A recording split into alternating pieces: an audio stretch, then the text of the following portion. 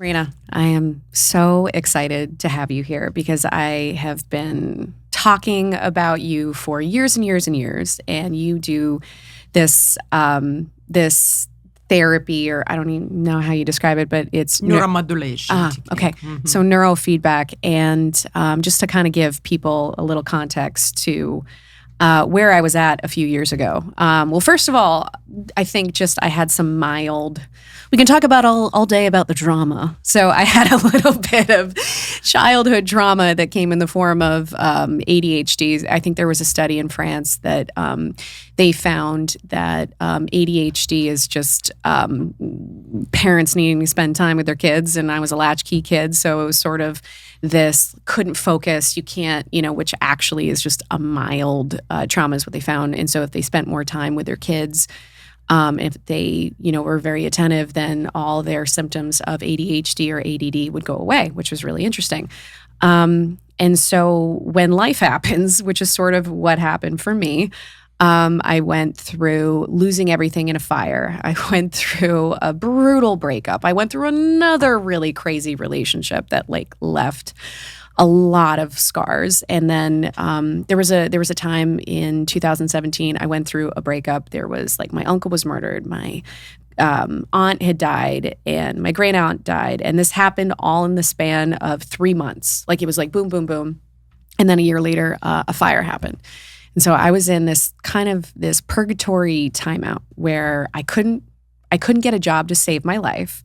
I was just sort of sitting there wallowing and being like, I don't want to be here anymore. And I loved life. I mean, I knew that, life can be sometimes suffering and, everyone has their trials and tribulations, but it just felt unmanageable.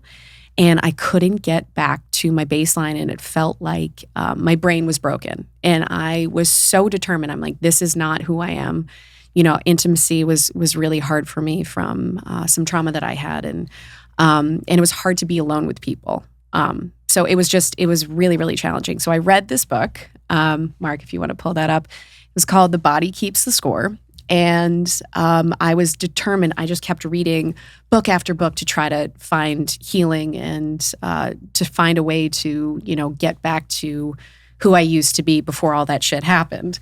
And what I found, one of the modalities was EMDR, which I had tried. I had tried every form of therapy. So I had done just, regular therapy for about, I want to say 7 years up to that point. I had a life coach, a Tony Robbins coach. I had a relationship coach. I went to Hoffman Institute, which is very experiential therapy. Justin Bieber, Katy Perry, and Orlando Bloom, they all talk about it.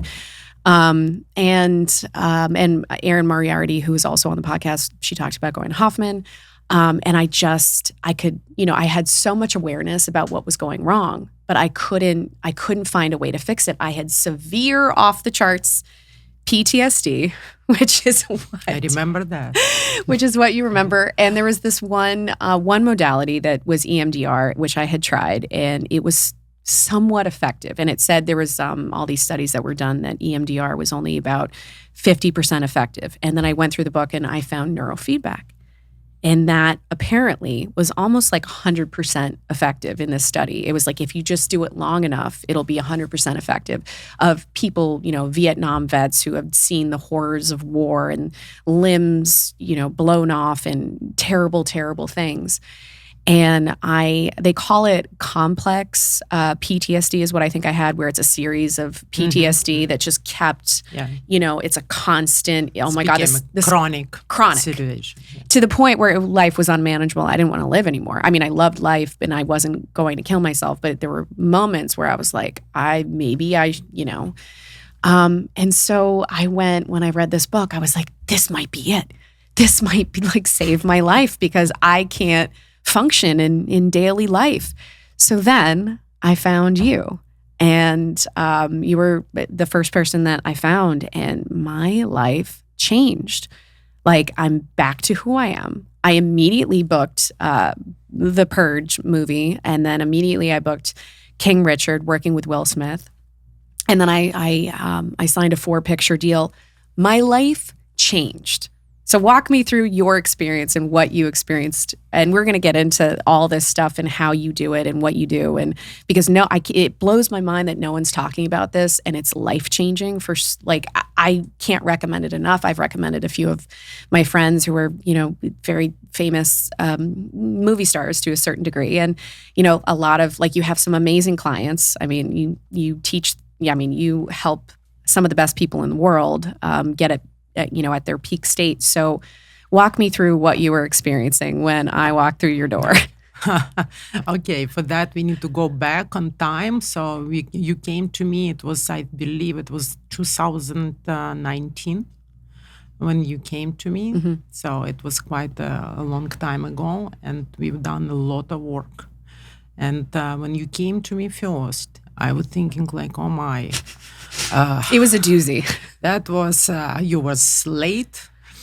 You was angry about everything, about traffic, about location, about parking, about everything. And To be fair, LA can be like a tough place. Okay, okay. I came in hot. Yeah. Yeah. But I know a little bit about your background, and I spoke with your mom about your journey, and what amazed me that you've been trying so many things. You've been investing in your life and your time, and you want to get better. And of course, that's put me in the position. I never say no to people. Yeah. It depends, of course, of the situation. If I see the person coming to me and telling me like, oh, my husband, my wife, or my father told me to be here, I have to be here because she, pay for that. My answer would be no, you're not ready. So I'm only working with the people who I can see, the big potential, and they're willing to work, because it's not only my work, it's two of us. And I always explain it's like a tango dance. If you dance together, that will be beautiful dance. If only me committed to the process, it won't work to the level that I would like to see the results. And I always tell all my people that I'm interested on the results, on the long-term results. And as you know, I'm very upfront person when I talk about what to expect, expectations. So I'm not a magician. I'm highly professional person, but I'm not a magician. So it needs to be consistency in your part and my part, and willing to, to work and walk the steps. And I saw that you kind of willing to do that. You was so tired of your trauma and your life. I hated that story. I wanted to get out of it. I was done. I'm like, I don't want to be here anymore. This is not the life that I'm supposed to be living. Yeah. And you've been kind of hiding behind that kind of drama queen, what somebody could see, that, okay, this Hollywood girl, all the drama queen, all of that. But be honest with you, my story a little bit. I grew up, my mom, she's an actress and she's still acting, and she just turned 85 and she's in Ukraine. Yeah, thank you. And she's acting. So I grew up in the acting world, in the art world, let's put this way. And it's a very volatile world. It's very volatile. Yeah. It doesn't help give you stability at all. No. And I know that, and I know how vulnerable those people. And I see, even you are older age and everything, I see, that little girl who want to have a hug and just tell, like, Susie, you're good, you can go now, you can enjoy your life. Yeah. But it was a long process, of course. And when you came to me, it was ups and downs. I was one moment working with you, I was like, no, I'm done, I can't. We done. The amount of times that I've heard that with friends, we've had.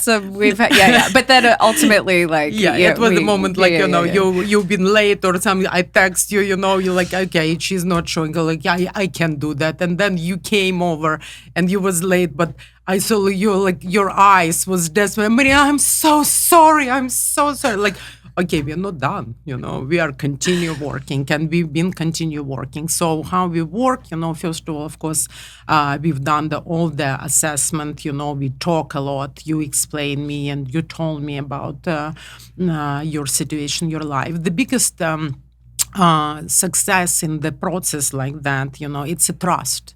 It's a trust between the provider, me, or somebody who providing help, and me as the provider to the person as well, that you will deliver the product, let's put this way. So not just only me working and you will be just walking away. I know you've been doing a lot and you're willing to do a lot. Yeah. It was some beliefs in you that you like, it might work, might not. And I just, let's keep going, let's keep doing, let's continue. What we've done first, we've done like assessment. We talk, you always gather all the information from the person. I need to know quite all the details. And as you remember, and the details, I'm not like bombarding you with the question, oh, tell me about that, tell me that. It's like a conversation with the, like now, we're having a friendly conversation. My approach, it's a little bit different, even with my medical background. I'm a medical doctor. Yeah. And my approach with the neuromodulation technique and neurofeedback and working with people, it's a little bit different. It's more in a friendly world, so that you won't be so afraid. Yeah. To talk, and we just talk, and I have my approach, keywords I use, how to get information from the person. And sometimes if somebody telling me like, I'm great, I'm doing well, everything well, like, oh, okay, we will get to the point. Sure. And how we get to the point, I also use the additional tool. It's the tool called quantitative electroencephalography or brain mapping. Do you want to pull that up? So when I do it's called neuromodulation report, and even I brought some, like printed material, so maybe, it will be easier to see, but also we can see it. I don't want to go to the whole your report, to show, but I would like to explain how it works. So as you remember, we put like a cup on your head and I insert the gel. So what I'm doing, I'm recording the electrical activity from the 19 big regions of the brain, and then I'm checking all the 19 regions plus 55 Brodmann's areas of the brain, how they connect, how the activity in that areas of the brain. Okay. All right. So this is you and me, and you put these little electrodes on my head. And then also sensor. the brain mapping, you put this whole little like headset thing, and you put all this gel on it, and it looks, I mean, it's way more intense than that. It's like an actual hat kind of thing that covers the head. And so this is explaining, I have a video on Instagram just explaining what neurofeedback is. And so here, so every time, so what's really interesting, so I would be watching a television, and every time I get triggered or every time I'm not paying attention, the TV goes smaller. So it knows, which is so mind-blowing. So everything gets smaller. And I suddenly, when I was in the middle of this, I suddenly had awareness of every time that I was like, oh, I'm triggered. Oh, I'm thinking about something else, or I'm, whatever, like, oh, what's going on the wall, or like whatever, kind of that ADD sort of mode. And so it really, it started to break this pattern, and I started to have awareness of every time that I was, in that mode. So it created a lot of awareness, and it sort of trains your brain, kind of like a Pavlovian response. Yeah, exactly. But based on all the information I collect from your brain as well. So I'm using the different areas of the brain, not just whole brain, using the sensors to get the information like electrical activity from specific area of the brain that I need to train. So the area, for example, with the post-traumatic stress symptoms, or rage Yeah. or impulsivity. Yeah, I had all those. Oh, you had I had all a of lot that. of rage. We can go I was back to very the map. angry. Yeah. So yeah, And I'll show you the spots. That's where the lacking of neuronal activity, and Wow. that's what we're doing. What I've been doing. I'm kind of like rewiring, recalibrating the brain. The area of the you ask me about what does it mean? Orange, blue, and yeah. Can we go back to that? yeah. Okay, Here. so here we are. Like orange, blue, and So this is every green. year. So this is every single year of my life. So this is it's quite interesting part of the neurolimbic chronobiology report. It also shows the different frequencies that we have in our brain. It's alpha, theta, beta, high beta, delta, gamma, but also it represents the chronobiology, how your brain has been developed.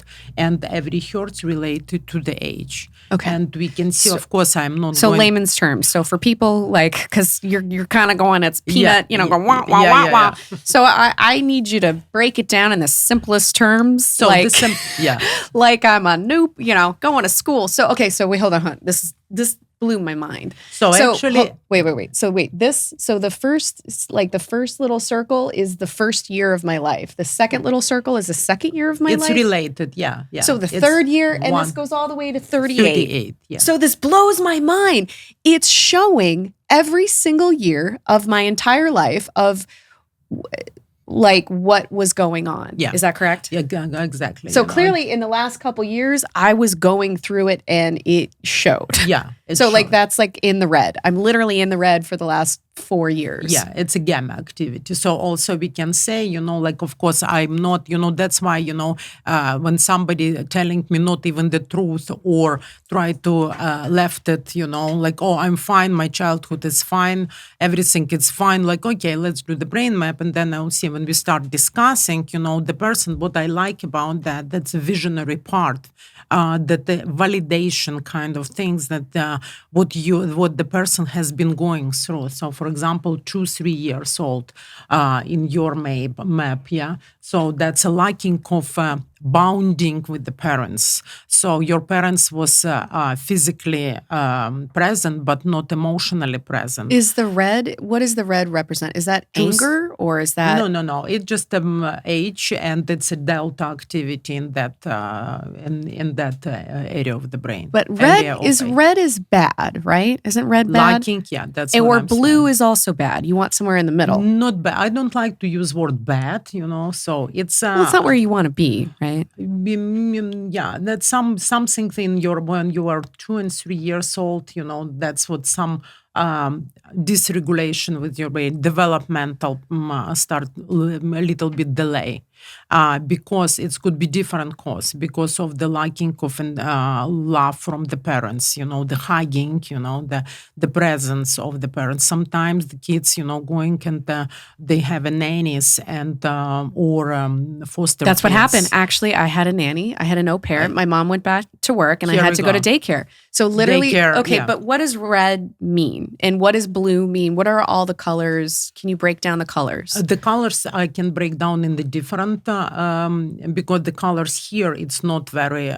it's different meaning than the colors in the brain map. Okay. So this is related to the frequency of the brain. So the colors, it's the orange, it's a overactivity of the brain on that. So and what does that mean? The brain try to seeking that attention. So the tantrums, the child crying, look at me, hug me, love me, and that actually from that type of that age start creating, the self-esteem. So we're talking about in the future, the people who became more aware, like more even overachievers, because they want to show, like, love me, please, love me, mommy, love me, I'm a good girl, And also it's then when we're talking about makes sense why I became an actress.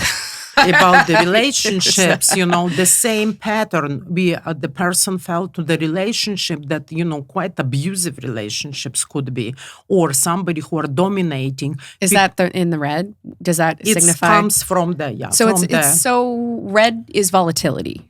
You can say that, Okay. in a very plain language. Yeah. So it's volatility from my experience. Yeah. I'm feeling volatile. Yeah. So in the green, that's healthy, right? Is that balanced? The green, it's more balanced. Yeah. So the green, I think my first year was pretty good. I think I remember. I see the photos. I was pretty happy. Green was a solid year. Sometimes when we have a siblings, also the shift of the attention of the parents going to the siblings, and the kid kind of left alone, and then the kid, and then when we are looking about, he or she his behavior not very well because he or she, the child needs attention, and that's what but from that age, when we're talking about the long term, we're talking about the adult life, and that's where it comes from that time when we're lacking of bonding with the parents or with the people who loves us. Green is good. Red, Even's more balanced. Not good.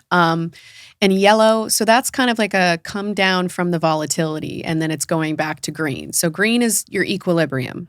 Green, it's more balanced brain. Yeah. Okay, and what is blue? Is blue when you're ignored? Blue, it depends of the age and depends of the what the situation was. So the blue one, it's when you use a lot of effort to get to some point and or achieve something or try to, actually it was your 11, 12, 13 years old teenagers when you're trying to find who you are in this world, your position in the world.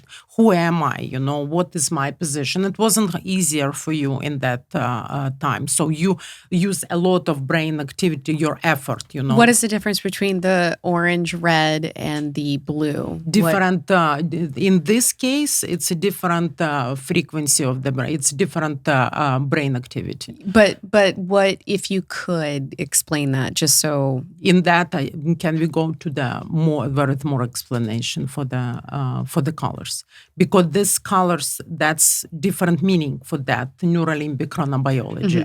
So, but I mean, just to kind of I think what I'm trying to explain is I wanted to break down what was happening each year of my life. Yeah. So it's like green, happy times, I'm balanced. Red, parents left to go, something happened, so, or you can be sick or something, be admitted to the hospital, I was left fine. alone. No, I think it was my parents went back to work.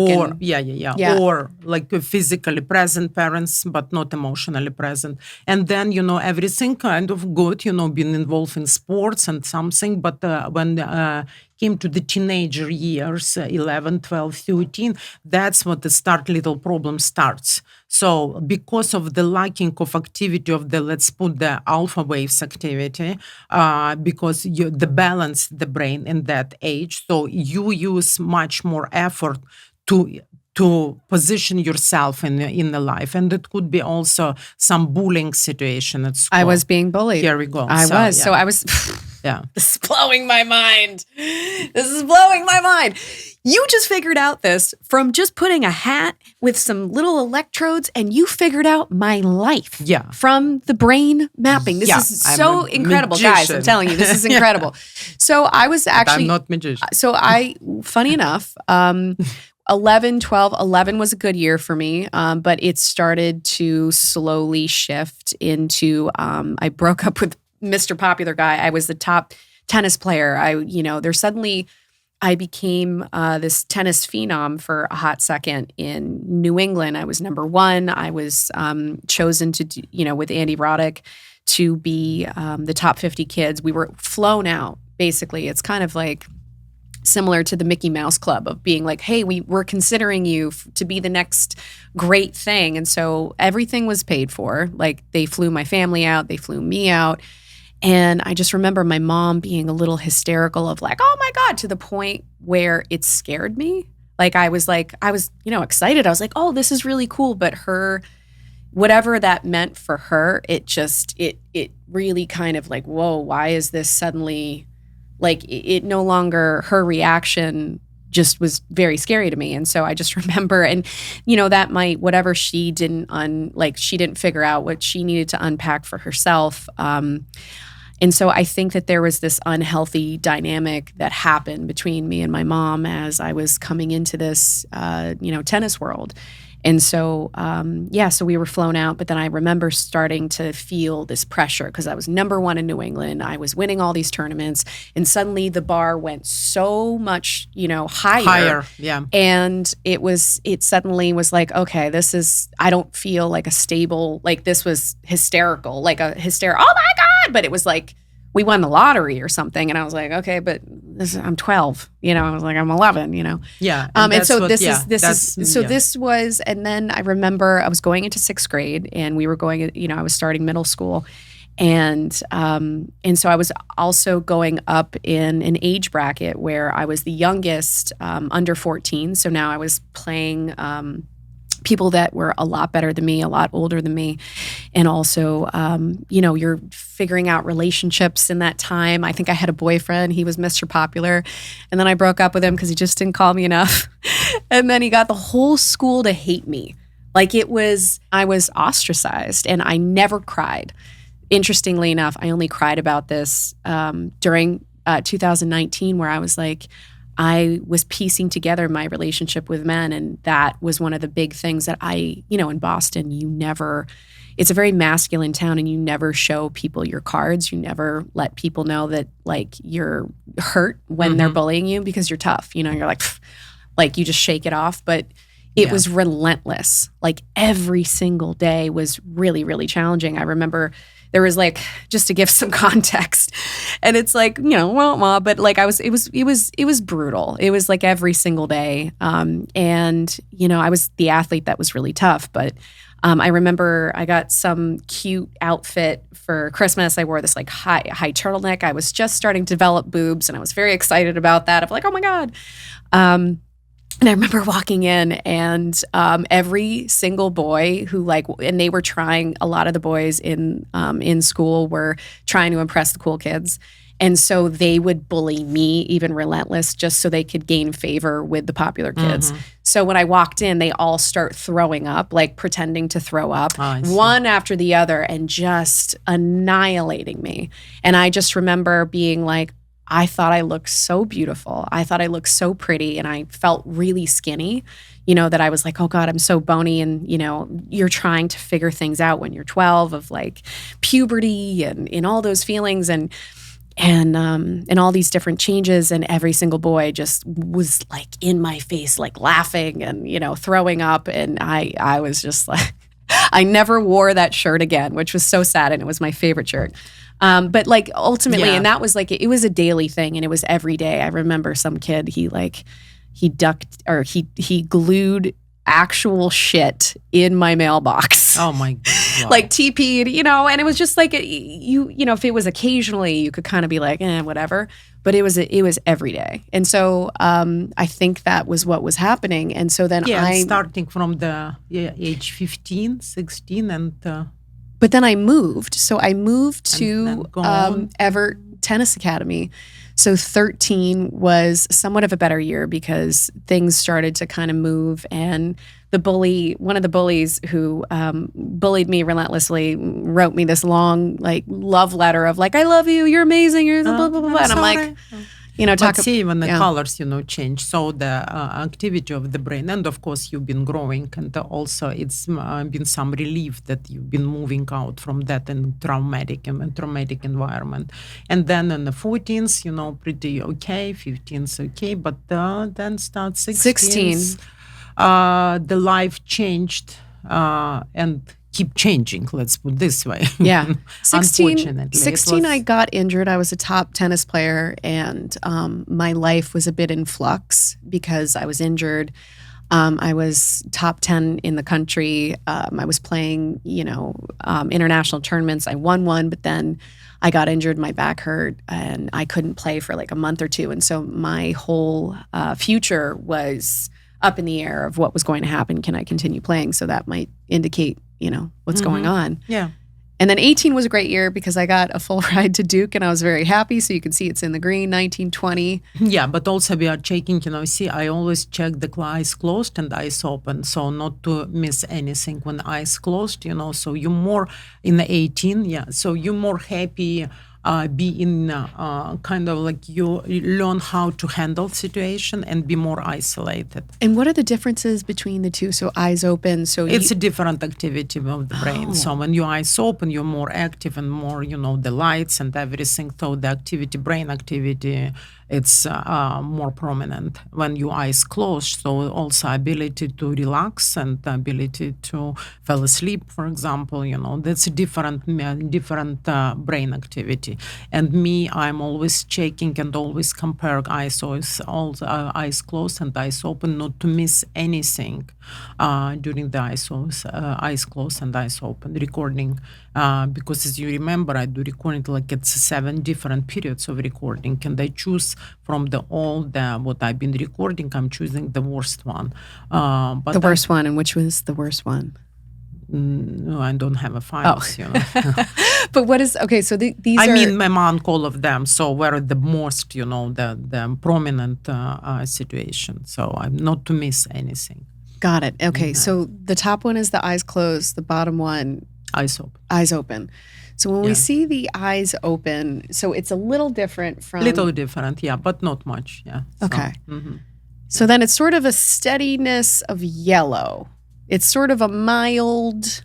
Yeah. You handle situations, somehow, and you've been very competitive person. You're tough, your life is tough. You're not, that girl who are sitting and crying in front of everyone. Yeah. No, definitely not. You hold it, I think I definitely held it in until I couldn't anymore. You suck it in and move on, kind of things, Yeah. So, that's why the ability for you to handle situations, and you've been in competitive sports, that's also helps. And it could be helpful, could be not, but in your case, it was helpful to be competitive and be in a good, like you're good, you're doing well. When I work with I work with a lot of athletes or people who want to, get to that high level of performance and achievement.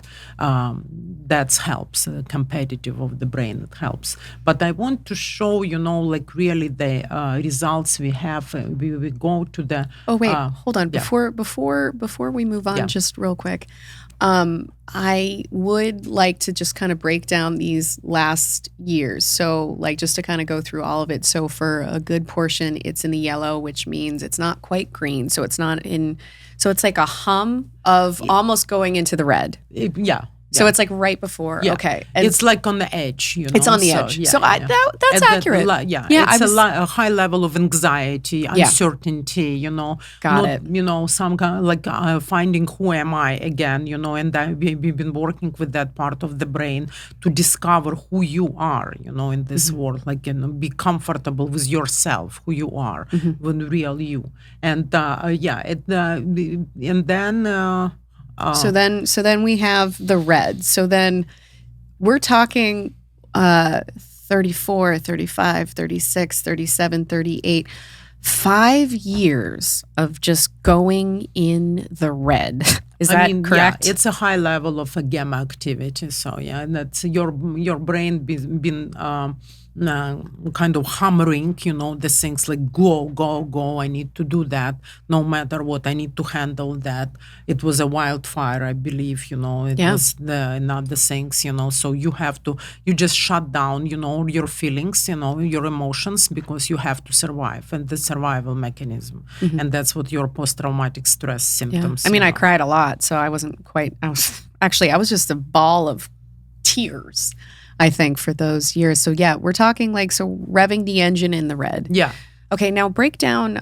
So I know you wanted to jump to something new. So I think that's just kind of breaks down. So every year it shows you kind of like like a fortune teller or something, like the science of every single year of what has happened in my life. I'm not saying that it's 100% kind of accurate, but it's quite accurate, so far. Okay, all right. But also, that what helps to the people, like helped you as well. Actually, it did help me when I've done my brain scan, and I see, it's kind of validation about I know that's what happened. That's kind of imprinted in your brain, and people usually, the question is, what can we do about that? Of course, we can change the past, but we can change the future, and we can live with the comfort with our past, and like shake the hands, with our past, and be comfortable with that, and kind of forgive, and but not forget experience. So based on that experience, and then kind of validation. Sometimes when I work with the people with the low self-esteem, and I show, and like, it's not about you, and it's not you are a bad person or not smart enough or you're not enough. Some situations, some environmental factors, you've been born in this country or another country, your family, this and that, and nothing wrong with that. It's just your life, but we can move forward, and we can work on it, and we can change the future of how the brain, rewire the brain, and help the brain to self-regulate and move forward with using less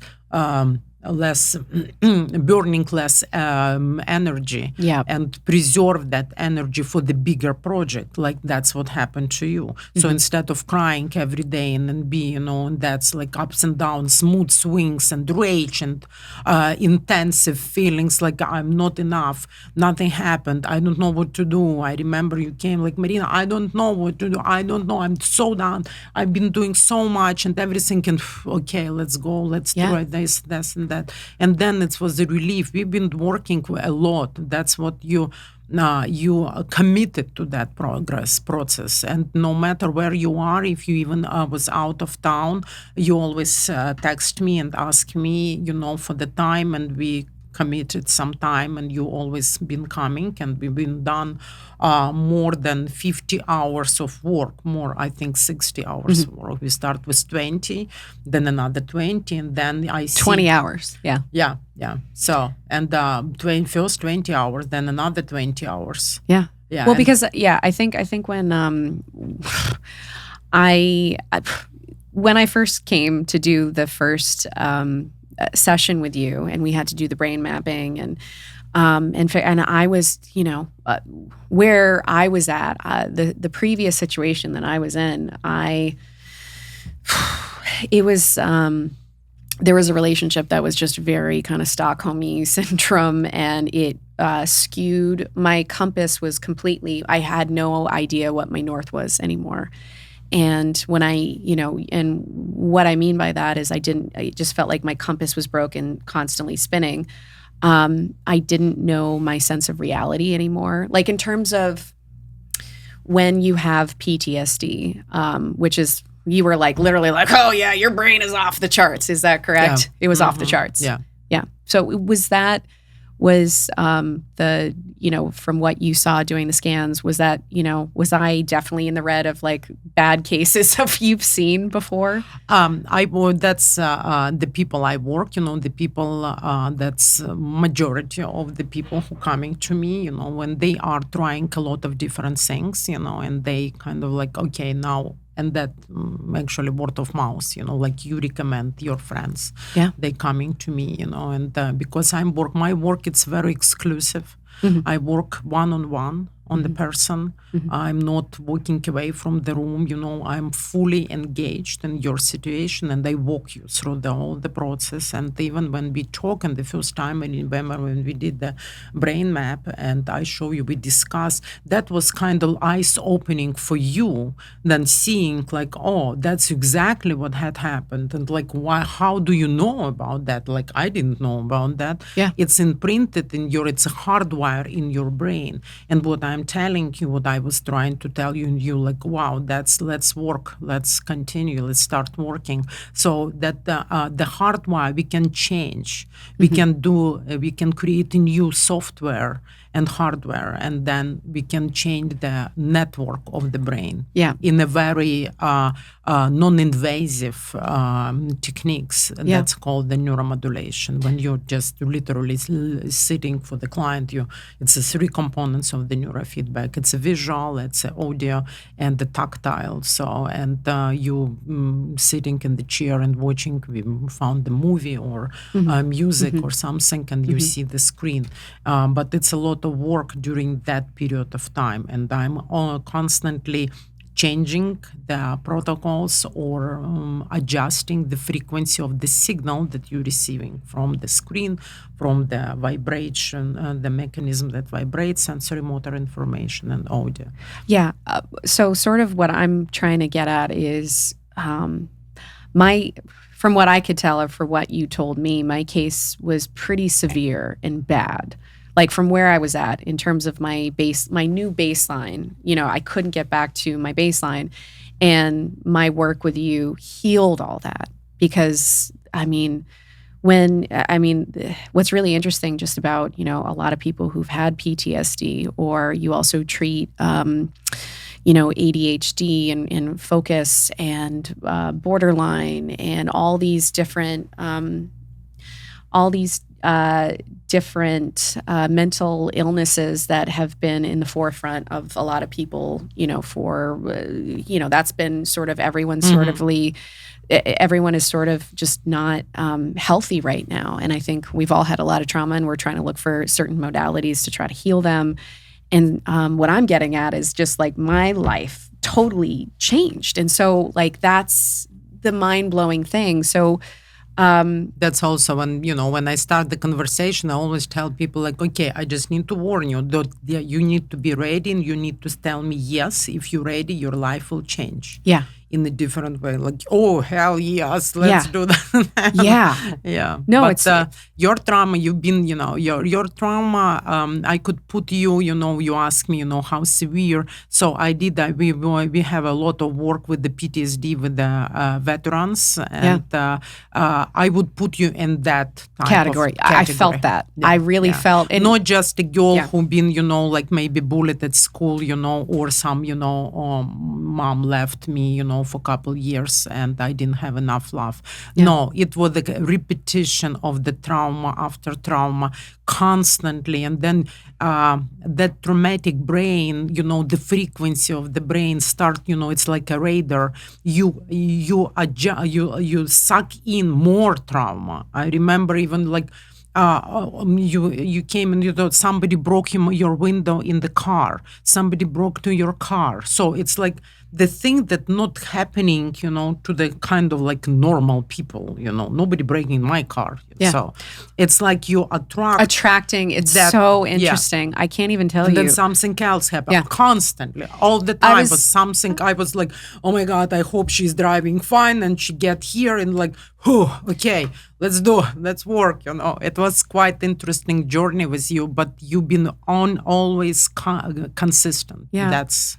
Yeah, what I figured out is that, and this was sort of after, coming out of working with you, is that I don't have any more chaos in my life. Like, and then, my mom had recently passed away, and my friend also passed away. So those were just, the natural parts of life that just happened. But I was definitely, I could handle it. I was able to, try to offer help for my sister of planning the funeral. And so versus before where I would just be a puddle because it was just one thing after another, after another, after another, after another. And I related to a lot of, military vets because I went through some pretty crazy stuff without, getting into it. But so I think when we started, I remember sitting down with you and being like, so coming from this kind of Stockholm Syndrome relationship, I was worried that you were going to mind control me or try to manipulate. Oh, and all my defenses came up. I'm like, all right, how do I my shadow literally was like, do I need to like take a bat to her head? Do I need to like seduce her and then I can like leave and then run away? Like I was like figuring out in all my intrusive thoughts to survive because I was like, I can't trust anyone because of the things that I went through. That's what I said in the beginning. The biggest part, was just sitting there. Sitting still was impossible. So then we kind of went through it and I just was watching a TV and it's kind of like a video game where you're watching just walking through a forest and I was like waiting for something terrible to happen and I'm like, something terrible is going to happen. Ugh.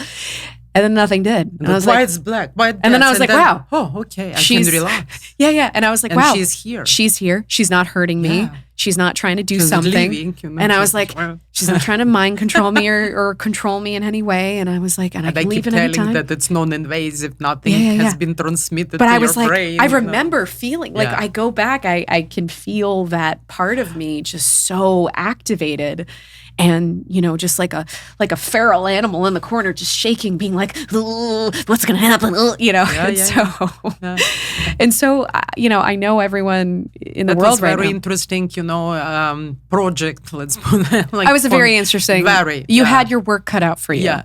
So I have to engage with the different time sets and everything. But it was very interesting for me, of course, to see the progress and work with the progress. And it was my, one of, very successful case. Yeah. You can be like my poster child, And every time I was so happy and proud to hear that you accomplished this, you accomplished that. And when you get your role and you went to Australia and you told me, Maryna, I signed the contract. We are not saying how much the contract, but I was so happy. It was a big deal. It was a big deal. It was a 4-picture deal. It was a lot of money. Yes, I was celebrating. It's the most money I'd ever made in my entire life. Yeah. So, I think that's like a huge testament because I had done all these different modalities and I was so self-aware. And yet, I wanted to kind of I wanted to go back to that map because I wanted to break down those colors if possible.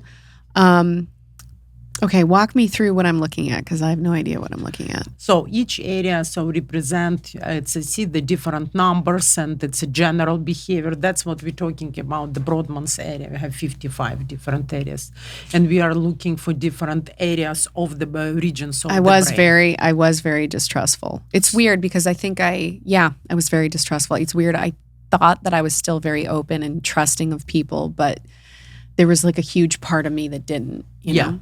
And that's what the area of the brain that in the end, that's in the limbic system. It's area 20, suspicious and distrust, and psychological trauma. And you can see the orange area. So it's a lacking of neuronal activity in that area of the brain that can handle. Can you go up, Mark, for a second? You can handle the situation. So it's coming from your childhood. This CPCCR. The yellow. Left. Okay, so we have the yellow. And what does that mean in this? So the colors are different here. Yeah, that's the colors that's connected to the area of the neuromarkers. So the neuromarker for it's like a post-traumatic stress disorder, let's put it this way. Yeah. But it's coming from not a fresh, it's a chronic trauma. So in that area of the brain. So, and also the attention, destructibility. Destructibility? Yeah. Wow. What does that mean? Destructibility, attention deficit. Oh, okay. Mm-hmm. Easy to distract. Oh, distractibility. Yeah. I thought you said destructibility. And I was like, am I going to self-destruct? No. So you easy to, it's hard for you to pay attention. And because it's like you're jumping like a monkey mind, you're jumping from one thing to another thing. Oh, let me do that. No, let me handle that. Or where is my purse? Or where is my phone? And kind of like sit down. Be quiet. And you know what that is? What I was experiencing to what I'm experiencing now was I felt so fucking unsafe. I felt so unsafe in every way.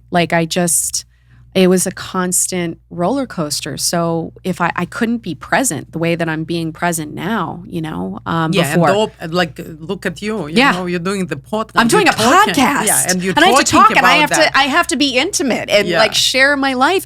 I wouldn't be able to do that before. I would have been so triggered. I'm like, I gotta go. Oh, I'm sorry. Yeah. No, it wouldn't happened 4 years ago for sure. No way. And so I think what I've noticed where I think, I think we said, and we can get into this, that I had, when you brain mapped me, you said that I had some, severe PTSD, but then there was borderline tendencies. And so what the borderline tendencies are is borderline can also resemble PTSD. So they can look very much the same. And what that is they're very activated, they can't self-regulate. It's a constant state rage, of fight or anger, flight. It's fight or flight. I was in a state of fight or flight.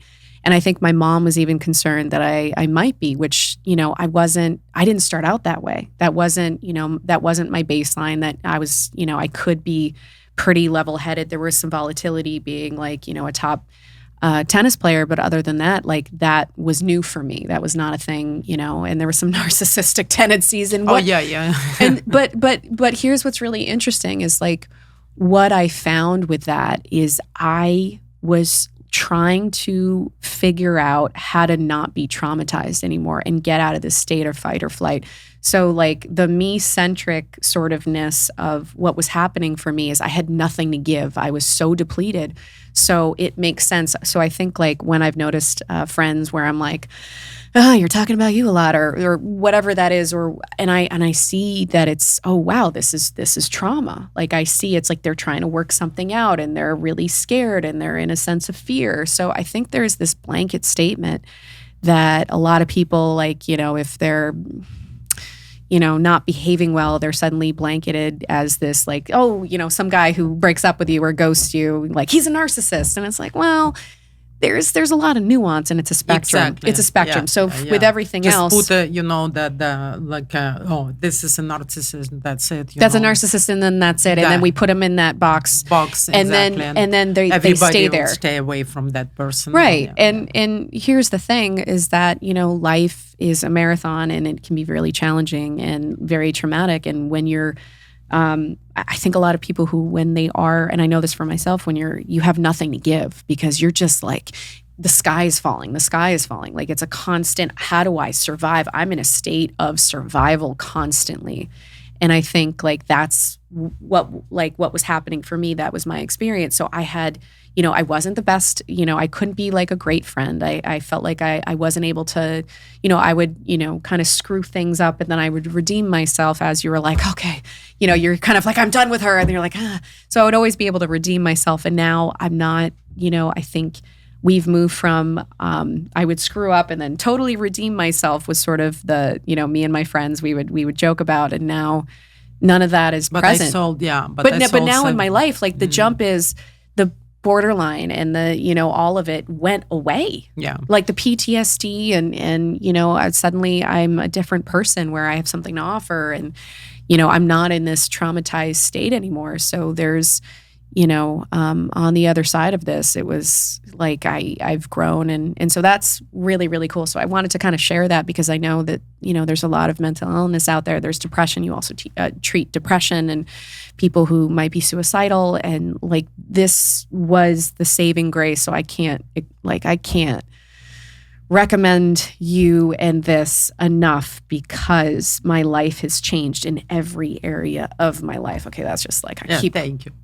saying this, but because you've seen it. Yeah. So like how was that experience for you when I went from, this like little animal shaking in the corner to where I am now? What was that journey like for you and how was that experience for you? And then we're going to get into I wanted to break down all the gamma waves and the delta waves. Yeah, I want to, I'm talking about your borderline symptoms, so we can go a little bit. Before you knew anything about my father. Yeah. So Hold on. Yeah, so now. This is so validating, but also how this is blowing my mind. This is blowing my mind. This is blowing my mind. So physical and social security, I had no sense of security at all. I always had this need to feel safe, and I've had to work within that safety to make myself feel safe constantly. And plus on the an absent, distant father. Yeah. Oh my God. And that's what the area. Attachment problems. Yeah. And also I put in this area 10, left 10, language planning analysis, because it was planning for you, it was a disaster. Wait, what was? What was a disaster? Plus language, since you are in the acting world, I want you to be more, more articulate, and be more, memorize the parts and everything. I was so traumatized. I couldn't even remember anything. Yeah, because it was taking up all my planning your life better. So if you can see these areas, we can go a little up. Mm-hmm. Okay, what are we looking at here? So walk me through what all this is, because I have no idea. So show me at the front.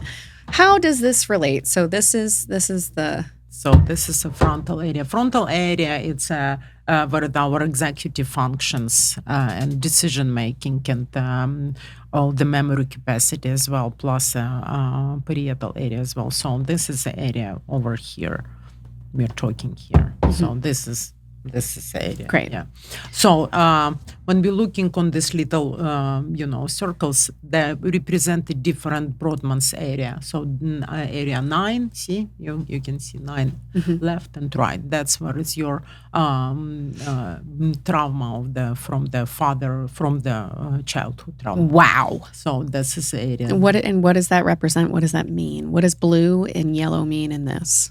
The lacking of neuronal activity, that you can't handle trauma, that's a chronic stress, chronic traumatization, chronic development of chronic situation. So now in the area, you can see the more prominent and more blue. So the brain try to balance and try to, in the right part of the brain that is kind of responsible for more calming effect, and creating more alpha waves activity to come and to manage the burning out, situation. So that's what you use. It's a lot of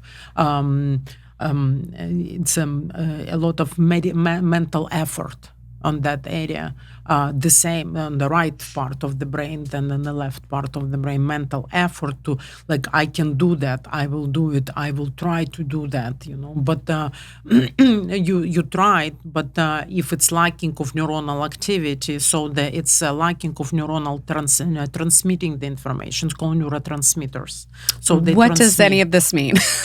So break it down. It's like communication with the neurons. It's the peanuts again. Wow, wow, wow, Yeah. wow. And some of them you like, wow, wow, wow, and nobody here. You're like, what? That's yeah, like, what? Where are you? So wait, hold on. Explain Explain this in create a little simple terms. So Because you're really smart, and we're not scientists. So the people out there, they're probably, I need to be, the dummy example, that's trying to break down your language. Okay, of so it's like a lacking of people in the room. Yeah, so you need for your project, you need, for example, 10 people. So if you want to do your project, no matter what, it's still, your project. But instead of 10 people, you have 2 people. So these 2 people will not be able to deliver the project. It's not enough communication between the people, not enough in your brain money on that room, so that's not enough effort on that people. It's only 2 people. You need to bring more staff. You need to hire new people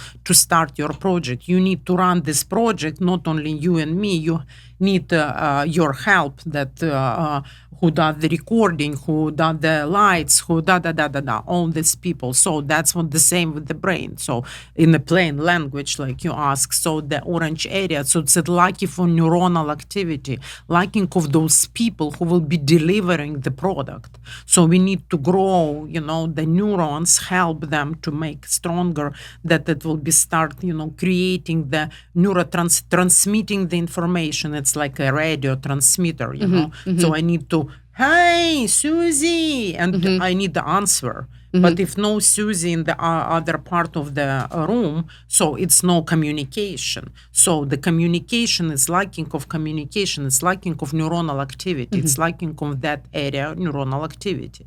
We need to grow that activity. We need to bring more stuff. And when you say neural activity, lacking of neurons on that area. So because of the different environmental factors that would happen since you've been a child, we're talking about you specifically. Sure. So so that's what it's the area, another area that it needs to be fight and flight area. This is decision making. So this is the frontal area of the brain. The frontal of my brain, that I was not making great decisions. Apparently is what you're telling me. I was making terrible decisions. No, you made a very good one decision to come to see me, and I'm grateful for that. That it's kind of that's what the the blue one, the dark, the effort, Okay, so the blue is so like I am a lot of effort. I am putting all effort I can of making a good decision. And the red, almost the red area is like, I don't know if I am. So the wheels are falling off. It's my decision making. Exactly. That tracks. Yeah, that really tracks. That's what happened, and my journey with you, it was quite interesting because it was ups and downs. And but I see the big progress no matter what, you've been keep coming back. That's what's very important. You can complain. I remember it was a bad day, something.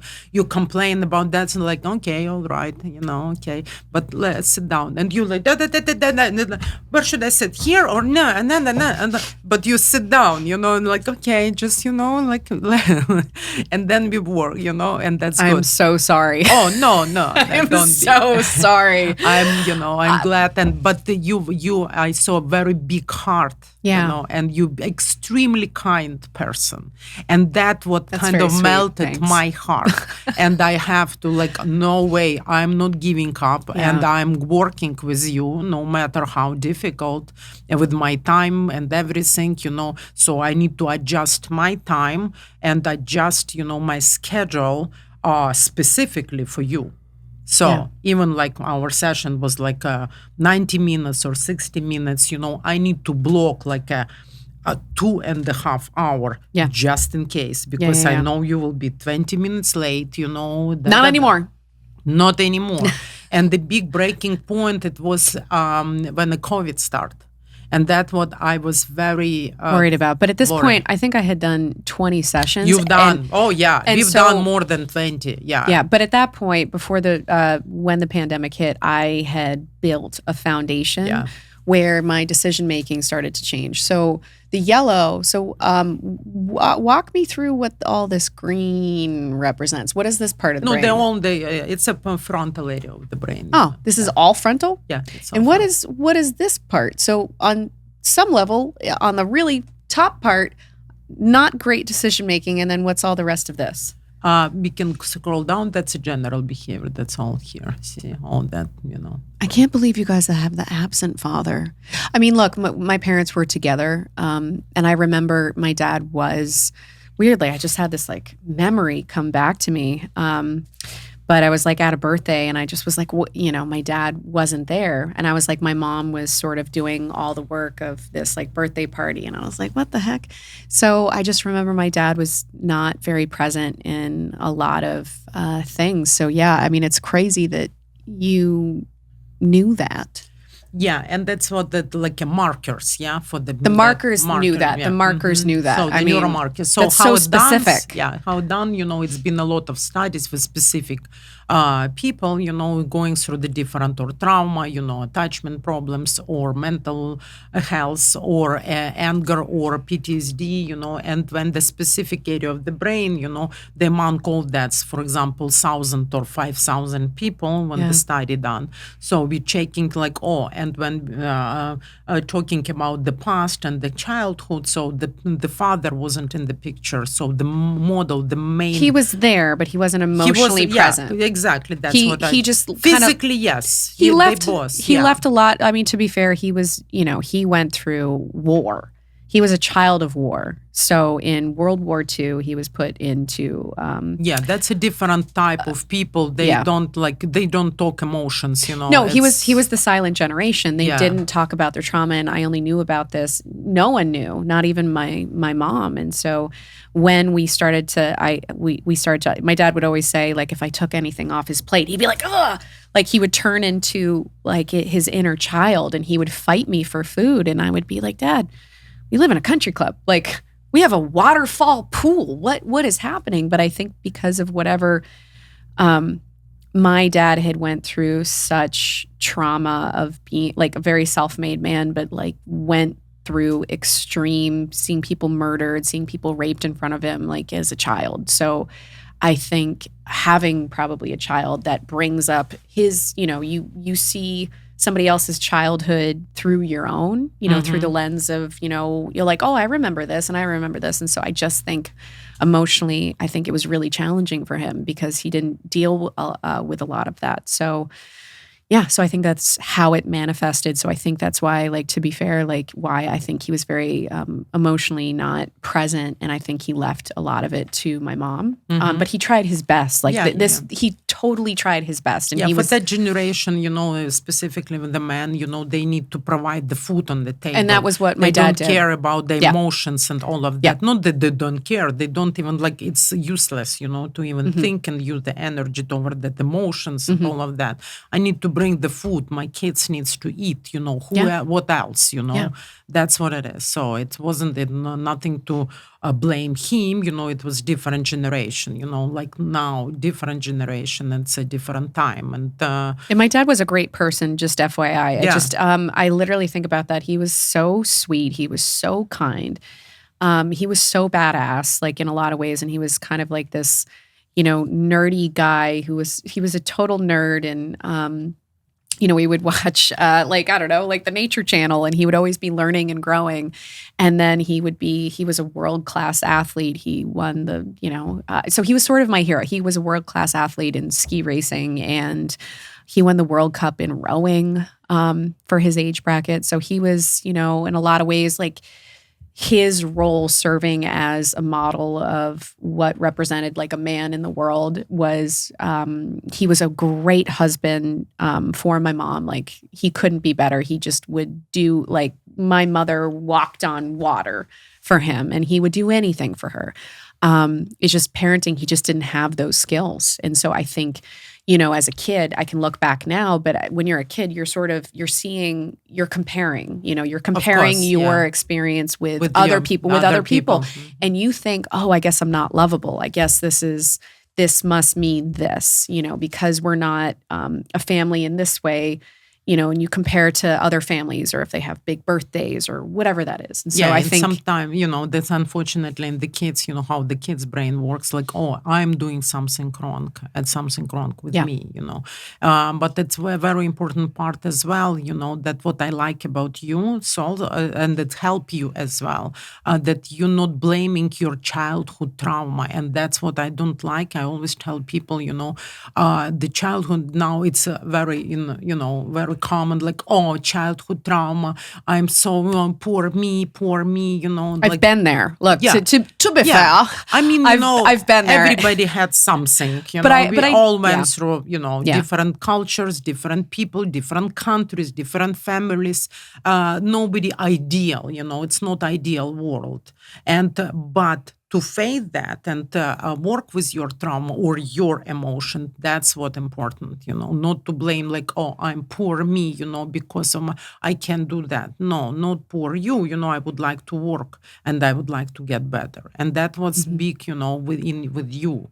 You want to achieve bigger. You want to achieve, you are achiever, so you want to achieve different level of your life. And that's what you've been doing. And I'm glad that I was a part of that and continue be a part of that. I want to do another brain map, in this year, maybe, we will find the time and see the changes after, like, between the 2019, and after do some, like, 10 hours of work and see the changes after like 5 years and see the journey. Yeah. How are you doing? Yeah. I mean, what's interesting is when I first started working with you, to be fair, like, you can get in that place. I was in that place. I was in the place of feeling sorry for myself because, but I also was so determined this isn't me.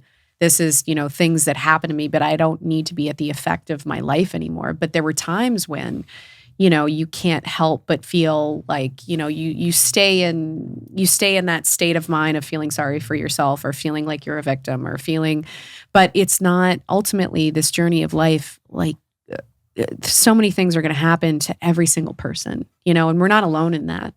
So like even if, you see a lot of people who have, like I'm looking at, I don't know, the pop stars and you hear all the trauma that they've been through, like recently after the Diddy shit. And you're like, exactly. Oh my God. Wow, yeah. Like holy my shit. life compared to that, Yeah. And so, do you know what I'm saying? Like, it's it came at such a high price and such a cost that had irreverable. Help me out. Irrevocable. We're still working on the language and words. Irrevocable damage. And so, but I'm saying I was determined because you don't want to stay there, and there's so much more to life that you can. There is hope on the other side, which is kind of what happened for me, because I was like, I think I've said this now a million times on this, but I can't stress it enough, of where I just wanted to, there were moments where I wanted to end it all. And, talking to you now is a wild thing to be, here sitting with you at a podcast and, having all this success of how my life, really turned around in so many ways. And then when these deaths that happen, I was able to handle it, and I didn't, it didn't end me. It didn't destroy me. And I know my mom, she wouldn't want that for me after all the work that I've been through. Absolutely.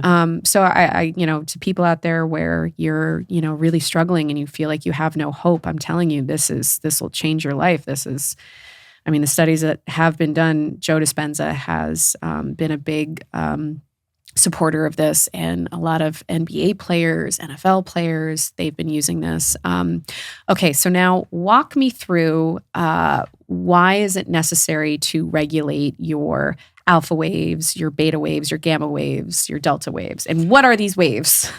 So not regulate, like exactly, we need to regulate, the waves. No, different areas of the brain. We have alpha, beta, high beta, gamma, delta activity. All these waves, it's electrical activity in the brain. It's like a computer. Yeah. And what's the difference between your alpha waves? It's a different range of the waves, a different frequency of the waves. So, for example, delta waves activity, it's a slow motion, slow waves activity that helps us to, like when we are falling asleep, when we are in a supine position, so that's delta waves activity goes up, so helping us to go to the deep level of sleep, or deep level of calmness. When we having, I remember I show you during the session, so when your eyes open and you active, so when in the specific area of the brain, when I've been working, so delta activity is higher, the amplitude is higher when you active, so it's mean, you're kind of in the twilight stage. So the brain in the delta producing a lot of delta activity that the person starts struggling to pay attention, that attention deficit. So you you're watching, but if I will ask tell me more about what we just reading or watching, and you kind of space out. So that's what the delta activity. So it's producing during that specific area of the brain.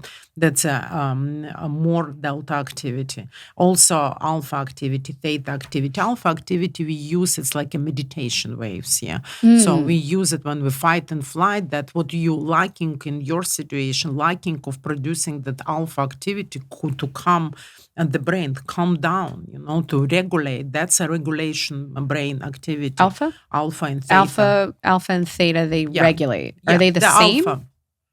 Different frequency, different, they all different frequency. And what is the difference between alpha and theta waves? So alpha waves, it's more faster than theta waves. It's called delta waves activity, then theta waves activity. Theta waves, it's more like sometimes people call that creative waves. So waves of creativity. So kind of Which one are the creative waves? The theta waves. Theta waves, Theta and alpha as well. I don't like to say because people sometimes tell me I would like to improve theta activity. It's all working together. It's not such a thing that only theta activity will help you with the creativity. No. It's everything needs to be in balance. When your eyes open and you focus on your presentation, so of course that part of the brain needs to create the alpha activity, theta activity, plus beta activity. Definitely lower a level of delta activity. You're not sleeping, you have to be present. So it's all goes in the balance, in the synergy, in the synchrony, it's synchronizing all the activity. When you are doing the presentation, when you're solving the problem, when you're preparing for something big project. So that's or like I work with the traders, for example, or people in business. So that when they do trading, they need to be very focused and very attentive. So that's a high beta and beta activity, that's a faster wave the activity that needs to be more organized and producing that specific particular time. And I can tell you, like people sometimes say, tell me which exactly area. No, it's so many, it's like a create a domino effect. Yeah. And that's what needs to be very well understand, that it's not such a magic pill, or a magic frequency that we will improve like beta activity, you will be genius and you will make all the money on your trades. No.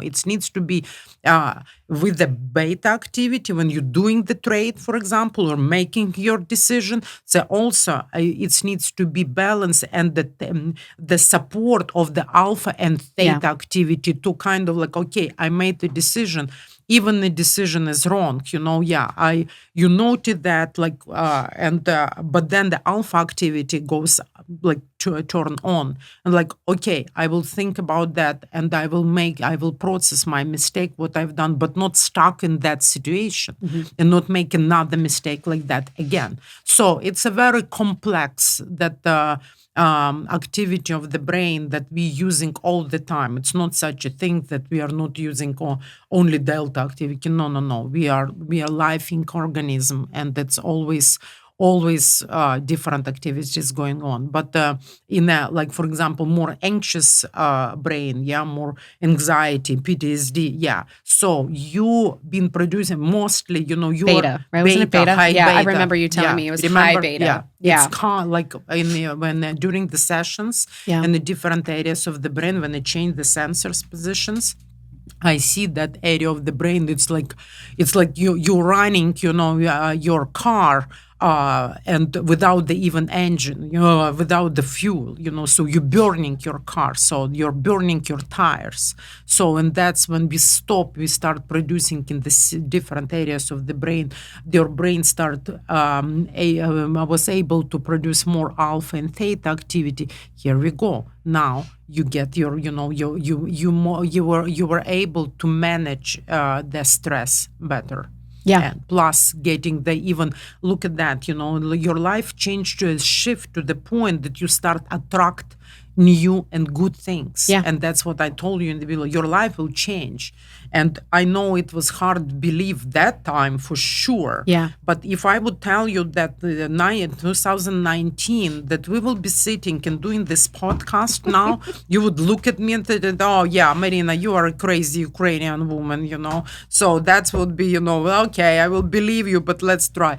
So that's, of course, that's a progress, the humongous progress that specifically working with you and continue. And sometimes when you are traveling or you are somewhere, as you know, I always approach you like, Susie, where are you? If you're in LA, and I also have an office in Florida, or if you are in Miami, come, at least for some like 5 sessions. So hopefully we will be able to do it, while you're in LA. And so far so good. So, but different waves activity, but they all present all the time. Of course, it's more or less, it depends of the age and gender and the stage of life. And that's why during the sessions, I'm always I could change the protocol accordingly. Like I can have one protocol on the brain, you coming, I was thinking, okay, today I will work with this and that. And the person coming and telling me like, oh, I was upset because my dog was sick on this. So that's a whole change there. I will not stuck with this. No, I create that protocol, I will do it. That's why I have a high level of success on what I do, because I'm very flexible. I listen to the people. I listen to the body language. It's very important. My work starts when the person coming to my room. I know already, even looking at you, I know. And sometimes, the person talking to me and looking to me and my eyes, and like my brain is like, okay, I will change this position, I will change the frequency, I will change the movie, I will do completely okay. And then I ask the specific question. So it's a kind of like, for the person, it's simple work. You're sitting comfortably in the chair and producing all the waves activity, while I am working and rewiring and helping the brain to remember that activity and producing more of that activity. When the screen goes up, the bigger, the volume of the movie is higher, the more music or the colors, it's more colorful. That's what's created. We call it mirror neurons. Mirror neurons. Yeah. When you look, and that's what I want to the brain remember when this new neurons firing up on the screen. It's open. That's rewarding mechanism, and the brain remember that, like, oh, I wanted more and more and more. So the mirror neurons is when you're seeing somebody cry on the screen and then you're crying. You're seeing people laugh and then you're laughing. So it's sort of this hive mind, or this, there's no separation between you or me, is essentially what mirror neurons are. And so when we're watching the screen, so my first session, we're watching just like a video of just this, like a little, like, I guess it's sort of, you're the person, or it's sort of, you're in this point of view and you're just walking around in a forest. I mean, that was in the forest. Yeah. And then you've been a butterfly. Butterfly. And I remember your reaction, like, what is that? What is that? What is that? What's going on? What? I'm a butterfly. Hold on. Wait a minute. Let's talk more. And I'm like, I'm sorry. A butterfly. No, that's a whole part. The beauty of that, and that's me, working with you, your clinician, or the person who work with you. That's the beauty of the progress and process. And actually, it's trained me, very well. Prepares you for everyone who's difficult in the future. Exactly. So it's win-win situation, working with you, not to go like ballistic, like, also I need to have a balance in my life. And like recently I started playing golf. This sounds foreign to me that I have to hear this now, that I was like ballistic, because it's not. I mean, it's funny. My friends used to joke that I was like a drama queen. Like, no more. They gave me this. I don't know. It's just this little wooden llama. It was a wooden llama, and it says "No more drama, llama." And because I was just attracting just chaos. And I think what happens is when you're on that frequency of, I think the universe, this is my own working theory, is that when you're in a state of fight or flight and chaos, you were going to attract more chaos. And that's what was happening. Like at the time when I was living in Venice Beach, I was getting chased by crazy people. Remember? And there was a guy, like, I'm just walking home, and there was like two guys who were like, let's get her, like chasing me down, going to, I don't know, do whatever. Who knows, like rob me or something else. And so I just remember literally just running home, like quickly, like sneaking away. And then my neighbors were robbed, and I remember seeing the whole thing, calling the police at like 4 a.m. Like there was just a constant state of fight or flight. It was right. This was actually, I think, also during the pandemic. There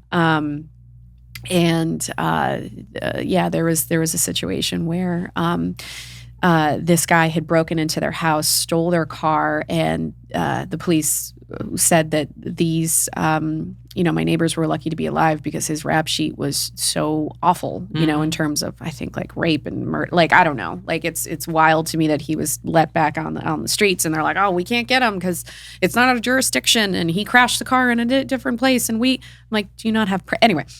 Irrelevant, but there was a constant state of chaos. And then I went to Park City and just sort of decompressed, and there was just no more chaos in my life, and I was just attracting really great relationships that were very replenishing, very life-giving. And it was very reciprocal in a lot of ways. And, my work, it's just like life was good. And so I had gone through all this crazy stuff and gotten to this point. Okay, so the first couple sessions was sort of what was really interesting about this TV was when the TV would open and close sort of thing. So every time if I would get triggered, everything would go smaller. Or the TV would go smaller, and the screen would go smaller, and so you're constantly right there on the keyboard. Yeah. So you're sensing every time you're getting the stimuli. Okay. So Susie's distracted, or Susie's triggered, or Susie blah blah blah blah blah. And then so you were constantly, it's not like you're just letting a machine do it. You're constantly, monitoring and seeing where the brain waves, kind of like a heartbeat. Is that what's happening? Exactly, so you're seeing it kind of like waves. And so if the waves get really big, you're it's like, called okay. electroencephalography, but from specific areas of the brain, not from when I do the brain mapping. So I use the whole brain. I put a cap on the whole brain in 19 areas. During the sessions, I use this little teeny tiny sensor that you show in the specific areas of the brain that what we need to work. For example, that prefrontal area. So I put sensors here or here. I use 5 sensors, and I get receiving the information specifically from that area that I need to work with, and I work specifically with that area, not the whole brain. Of course, the whole brain affected by the domino effect, but it's like you're going to the gym, and I want you to build your triceps muscles. So we need to do more active work on to create those muscles, but we need to work it precisely on that area. So that's what working precisely with that area that create also domino effect on another areas, because it's all related. It's like a principle of in the airplane. You put a mask on you first, and then you will be able to help your the kids or people around you. So that's the same concept of the brain. So when this area, when the self-regulation get better, so all other areas, start getting, better and synchronizing. And that's what creates the domino effect. And what is this part of the brain? So when you put it on here, how does the brain know? Like how did they figure this out? Like, so you're putting... The brain quite smart. I know. So it's amazing to me. But how? I guess it feels, I don't know, just kind of hokey, where you're just putting these electrodes on this part of your brain. It's all electrical activity. So it's like a music. When you're listening the music, when you're putting your headphones, and even now, for this podcast, we put the headphones and let's adjust the sound. So because it's too high or too low, so we are adjusting the frequency of the signal that we're receiving through these headphones. And then when it's comfortable, so we start recording. So the same, it's music. I'm recording the music from that areas of the brain. And when I'm recording that music, I'm adjusting the frequency with my keyboard, to make a music more music, not the all the sounds, chaos, chaos, not cacophony. And then create, the symphony. So I always, and sometimes I explain, because I'm involved and I am a musician. I play, piano for 10 years in my school. So, and involved in the working with the musicians a lot. And that's what I explain people when you came to me. So it was like when you go into the concert, and before the concert start, you can see all these instruments, they try to tune up, but it's not the music, all chaotic little bit, so it's not the music, not the symphony. And then what happened? Everybody quiet. And then the conductor came. And then the symphony begins. So I'm a conductor. Of the brain. Working with your instruments to put them all in the symphony. So it's a symphony of the brain. And it's so interesting that you say that, because I really think...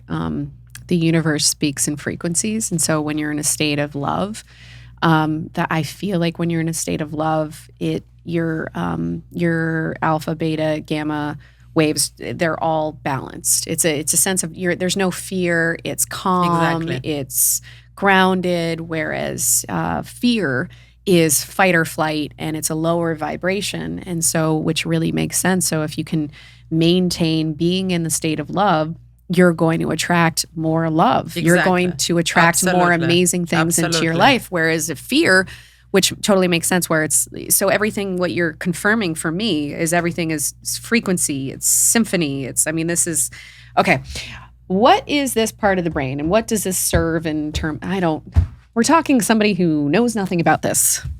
That would be probably another podcast for the whole conversation for the neuroscience, but different areas serve different purposes. And at the same time, they serve the one purpose, to be happy in the life and be active and be proactive. If we can, because we have 26 minutes left. Mark, so you were saying that we could save the world with what she's 100%. People don't know about this, and I know that was a big thing that you were saying, but I already am like, I need to send this to, I got 10 people I need to send this to because they don't know that this information is out there, that this is even possible.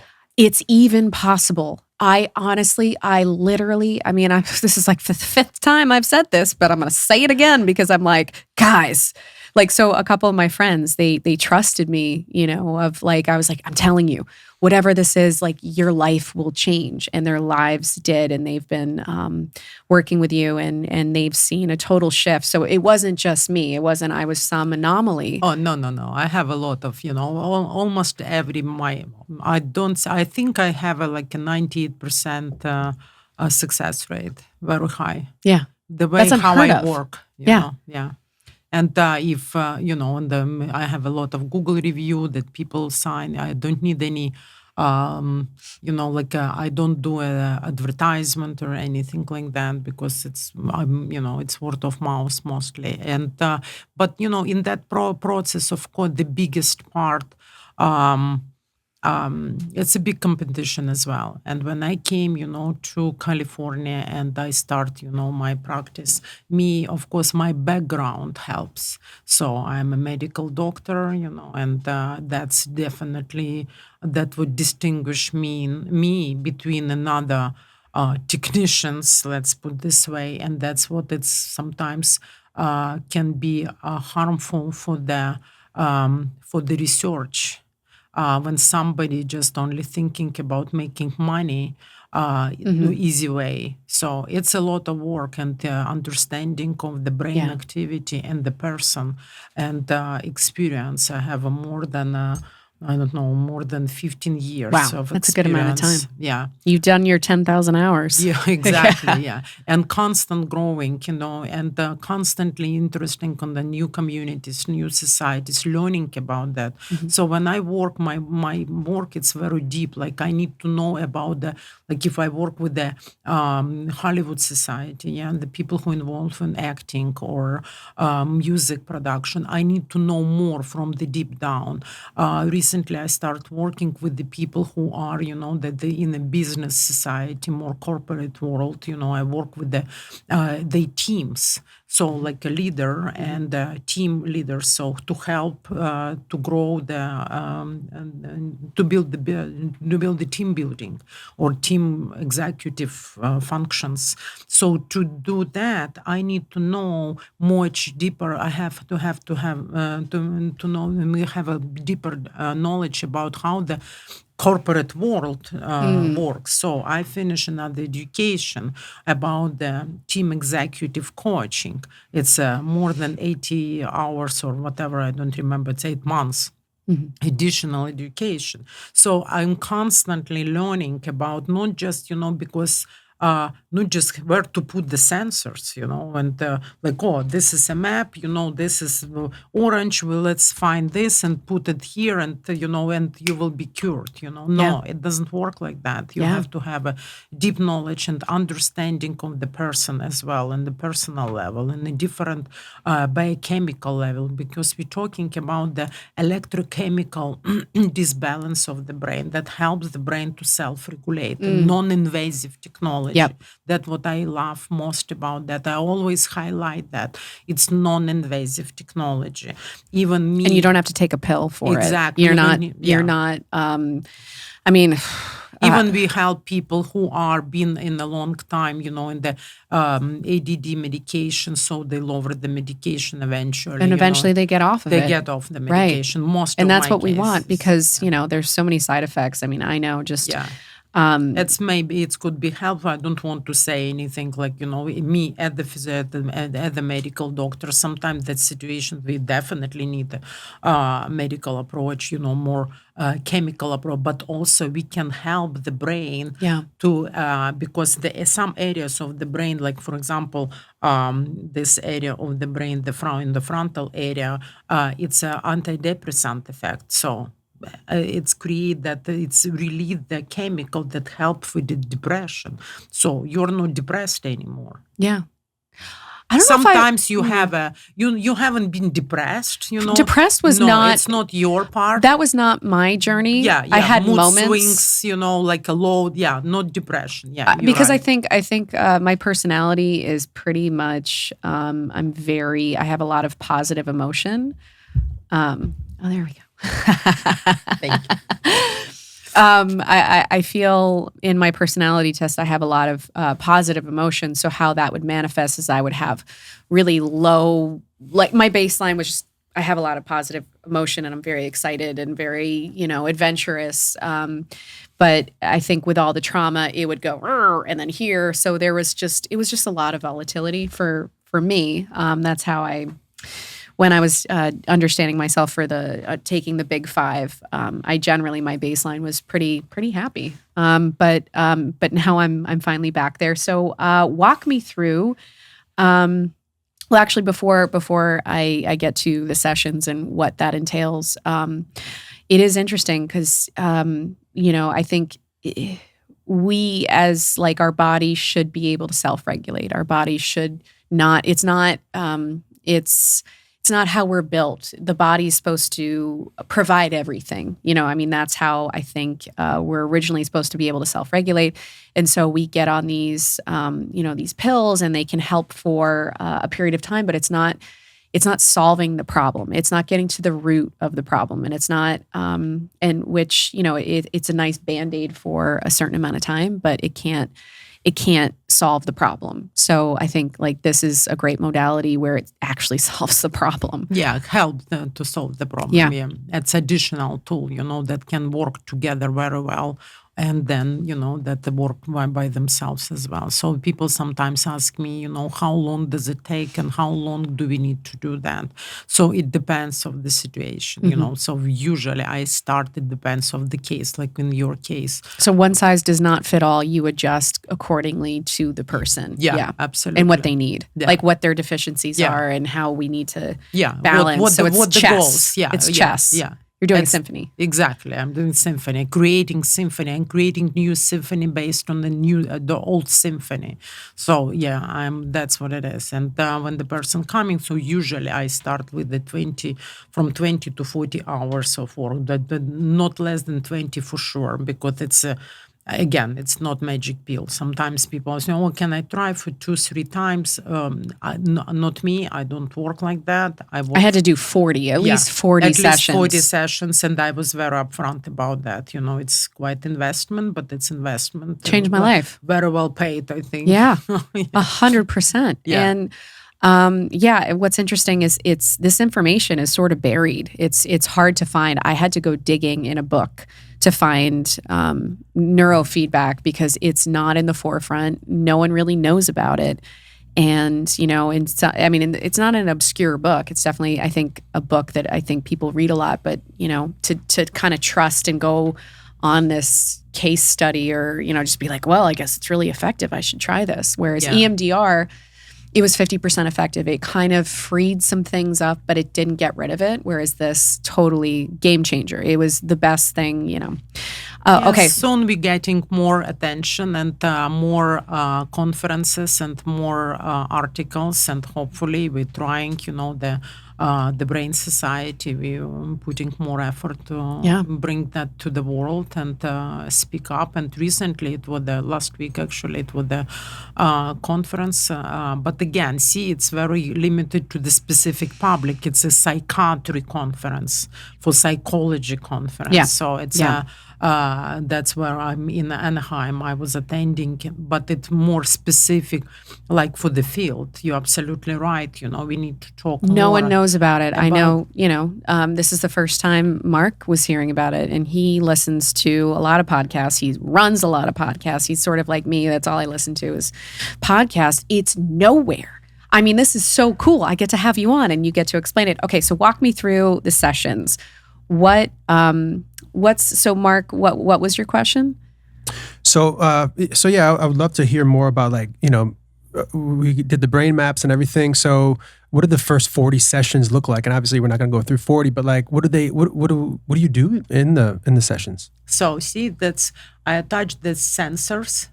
Yeah.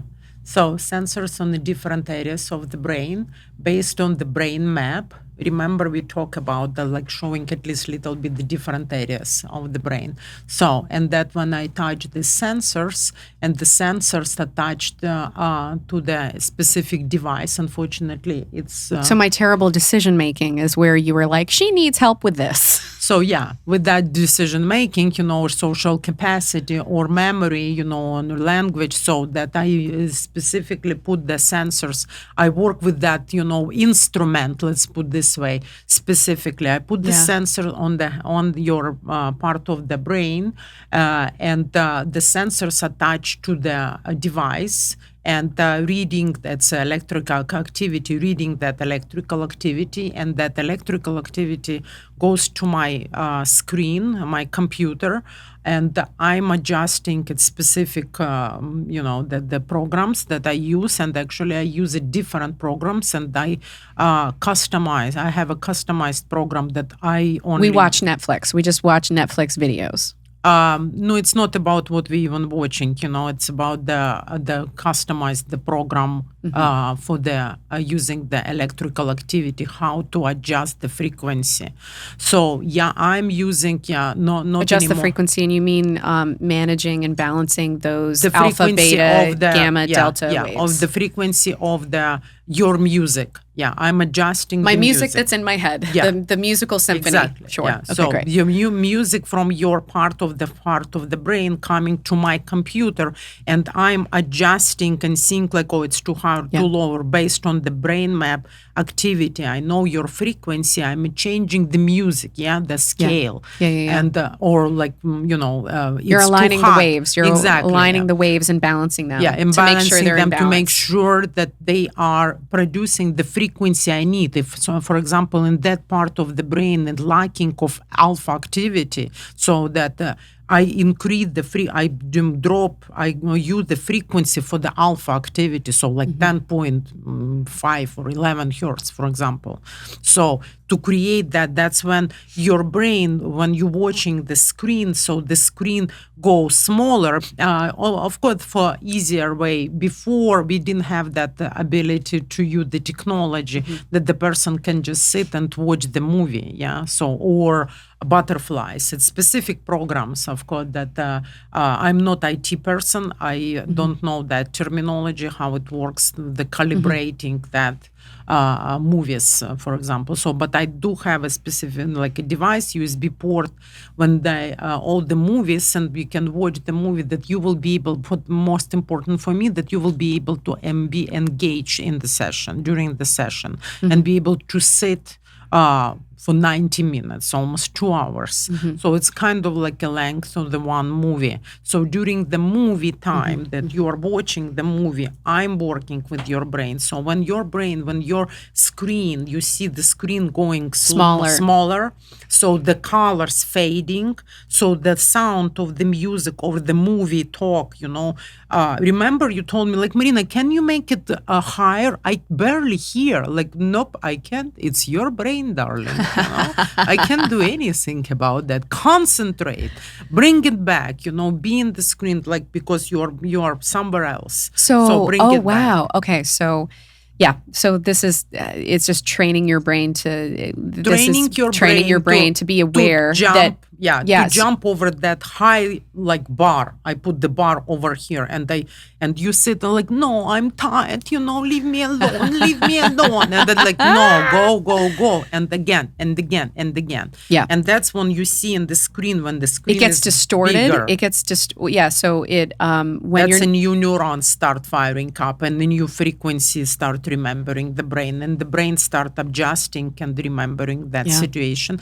And then next time when you go to the fight and flight situation, so the brain already have a switch, and the brain know how to switch, and the switch will work. That's what's happening. And like, even like, okay, we all people and we all humans, we do need have a feelings, and even with the bad feelings, I give people advice, like, oh, I don't want to feel bad, but I start feeling about the, like, allow yourself to have the feelings. So even I remember I told you, put an alarm and use like 15 minutes, be in this angry mode even, but put an alarm. Use 15 minutes to be angry, to be uncomfortable. To cry, to feel the feelings. Feel the feelings. Feel the feelings. Let them move through you. Yeah, but you not need to. for the rest of the day, just put it on a timer. And then after 15 minutes, okay, done. I put my time on that. And when we work more, so you don't even need it anymore, because you don't feel that you need to sit and think about be angry. It's coming naturally. And when you're watching the movie, when I'm monitoring, for example, you respond of some sad situation, when we mention like, and I see you respond, and at the beginning, when we start working, the response, that's why I choose the movie very carefully. I'm not choosing anything. I'm choosing the movies with the like less trauma, for example, more and less love stories in that particular time. Like, so the mirror neurons, what you're saying. So the mirror neurons, so you're choosing a movie, and I'm going to be triggered or feel the mirror neurons to a certain degree, right? Of whatever that is. Not only mirror neurons, all the neurons, All the no. But what you're saying is, I'm going to go on a journey, and you're going to... I'm checking when you, for example, you see on the screen, somebody sad or crying or somebody, hurt. So you, of course, you're empathetic, and your brain respond. The high level, I see the high level of beta activity, emotional waves, but also like, you put too much, like, and my beta waves were so reactive. Like, and you react immediately. So when after the like 20 hours of work, so yes, you react on the screen like, oh, poor baby, but then it stays like, okay, 5 minutes, 3 minutes, and let's go to the normal. So that's what you didn't stay for, like, constantly one and another moment and another moment. So that's what the regulation of the brain. The brain learn how to, like, oh, this is okay to be upset or be sad or be angry. It's absolutely fine, but I don't need to use all the electrical activity to be angry or sad or activated all the time. All the time. So basically what you did, so if I'm understanding correctly, so when I'm watching, I don't know, we watch a lot of nature documentaries, and the penguin, would get eaten or something, and then I'm sad. So before, it would take me the whole hour to get over the penguin being eaten, and then, oh God. Oh, yeah. I have to rewire the movie, I have to go forward, remember, because it's been very traumatic. And then it was the point when you even said, oh, no, that's fine. It's nature. But so my point is then it was now, let's say, like a minute or two. So it's the time that I'm being activated has gone from, let's say, days, something would, take me out of, the pandemic that happened, my mother dying. So it would take me completely out. Or this would be like, okay, life is still going on. How do I deal with this? And it's kind of like, you're getting more refined, and you're being able to deal with challenges a lot better and more effectively. And so also the video, every time that I would feel that, and if I'm too activated, the TV would get smaller So I'm watching a television, and all of a sudden it's letting me know you're activated, you're activated, you're activated, and now it's really small, and now it's distorted sometimes, and the sound would go really, very soft, and so I'd really have to pay attention. It would force me to be aware. Exactly. This is what you're feeling. You're on a huge wave right now. How do we bring you out of this? And so then I'd have to be present, and so it's a training tool to get you to be present again and be aware that every time you're being triggered, because sometimes when you're in a state of fight or flight, you aren't aware you're in it. You're experiencing trauma, like you're re-experiencing. This is kind of what PTSD is. You're constantly, it's like a movie. You're stuck in a movie theater that's just playing the worst moments of your life over and over. And you can't get out of it. It's like a Black Mirror episode. You're like, I want this to stop. Let me out. So it's kind of like, and then this was like, hey, we're going to go through like, just like uncomfortable moment. And then, oh, wow, look, we just got through it in 30 seconds versus it's going to take you out for days. And also recognize that it's not a real life, it's a movie life, but not in real life. In the real life, when something happened, you need to act. So in the movie, you're watching movie, you don't need to act. So the brain recognize that pattern and not, overreacting. So it's a lot of interesting stuff. The decision making, but the big part, when you making right decisions, be more self-aware about. Remember, I told you, you will be more aware about your surroundings and the people who are around you, and the people change a lot. They change jobs, they change their family environment. They feel that they became more intuitive to the different situation on the life. Some people telling me like, well, I went to that restaurant. Why even going to that restaurant? I don't even like that, but I keep going because the brain, it's going to that pattern, and like it's easy. We don't like changes. We don't like change. So that's what it is. And when I show the brain, like, oh, that's a different. It's a shortcut. So you can use your old road, where it's bumpy and uncomfortable, but the road. But look, it's a shortcut road. So it's a very, energy more efficient, so you don't use so much energy. It's a beautiful environment and the beautiful road and no bumpy. And you get from the point A to point B, you can get much faster with more pleasure instead of going and yes, I can do that. Forcing it. Yeah. I can do it, and we will do it. We will do it together like that, not like go, so you're forcing the issue, and I think the life became easier. That's what it is. Like one of my clients, he said, I asked him, what do you think? He said, you know what? It's simple as that. I can manage my life better, and that's actually the whole story. The whole story.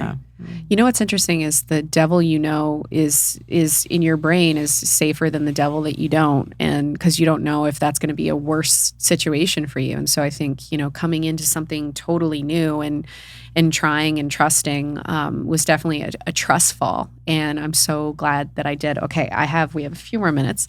Tell me about what are these parts of the brain that you work on? So different, we have different areas of the brain. Like for example, this is a frontal area of the brain. That's our decision making, social capacity, executive functions, very important area of all the areas of the brain, very important. Sure. But this is one of the executive functions. And what is this? So another area of the brain, like this, for example, this is a middle section of the brain, and I even have it, in my brain maps. It's actually this is a motor function and auditory area that's really attached to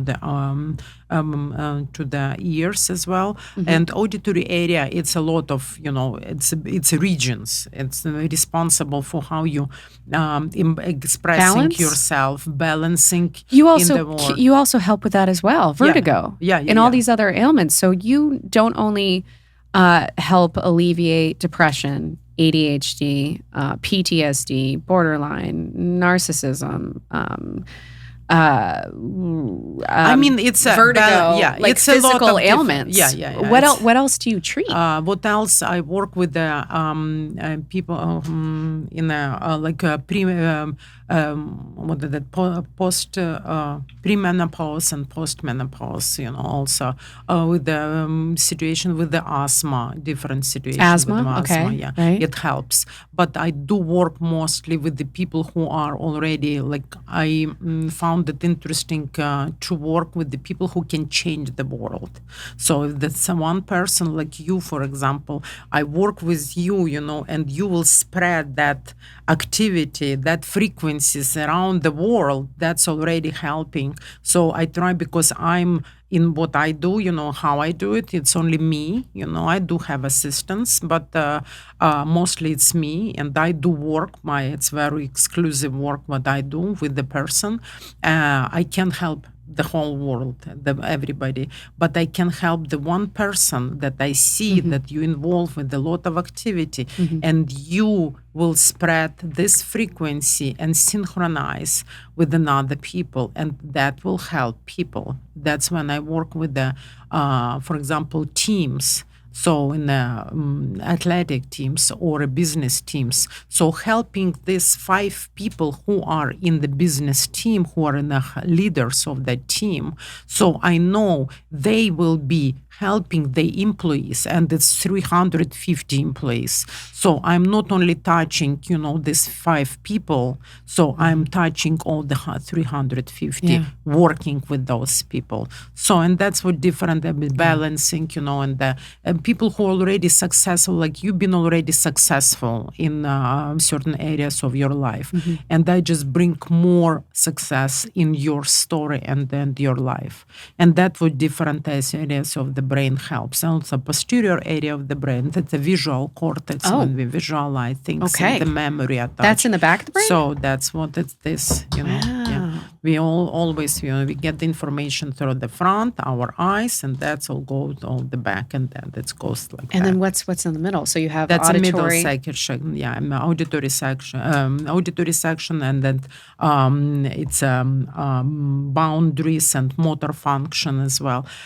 It's a lot. It's because the section has the different small areas. And so whatever you receive on the brain mapping will inform you where you put the... Exactly. So let's say but if you I can change again, so it's not only like, okay, I have a brain map and I will only going according to the brain map. It's much more deeper. And then it's a brain map, of course, it's a big help. It's a diagnostical tool for me, but you have to think about little bit out of the box. So sometimes the brain, I need to talk, like when I get information from the person and work personally, I know that certain area of the brain, it's like a hidden under that big trauma.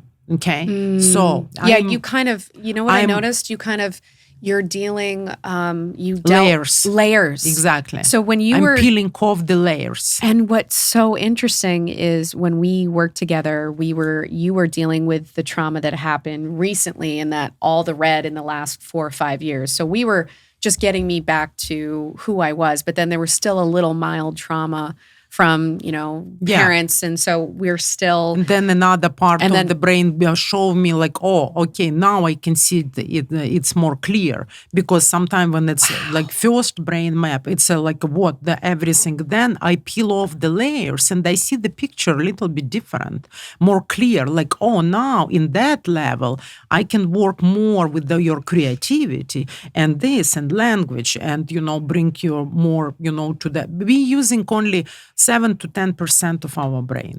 Come on. Unless you're dropping acid. Unless you're apparently, if you've seen before and after between psychedelics or psilocybin, you have using 10% of your brain, and then during psilocybin, it's like 90% of your brain is just firing. And it's probably. The reason why we don't use it all the time is because your brain would be overloaded. Absolutely. So I just think that's why we don't, because it's just too much. It's too much. The psychedelics can kind of overwhelm you. It's just too much. And then I'm dealing with that, because they come, calm me down, bring my brain back. I wonder what that would be like, being, doing psychedelics on with neurofeedback. And during, they've been doing it and coming, I can't handle that anymore. One of your rules is you're not allowed to drink caffeine or alcohol because no, not before. Allowed. Again, before, yes, for the session. Yeah, that's what I'm saying. But so you can manage, you can actually be useful because apparently, I guess, your brain goes in a more activated state. Yeah, and or more dormant stage. Depends what you're using. Wow. I work with the people who are in addiction. Yeah. So this can also help addiction as well. No, that's actually a very well-known tool for addiction. Neurofeedback. Guys. In a lot of in California, actually, in a lot of high-level rehab programs, it's kind of mandatory. They do know the benefits of that, and I work with some. Before COVID, I worked with some rehab programs. They send me people because that's help with the cravings as well. It's an additional tool that help the people not fell off the wagon.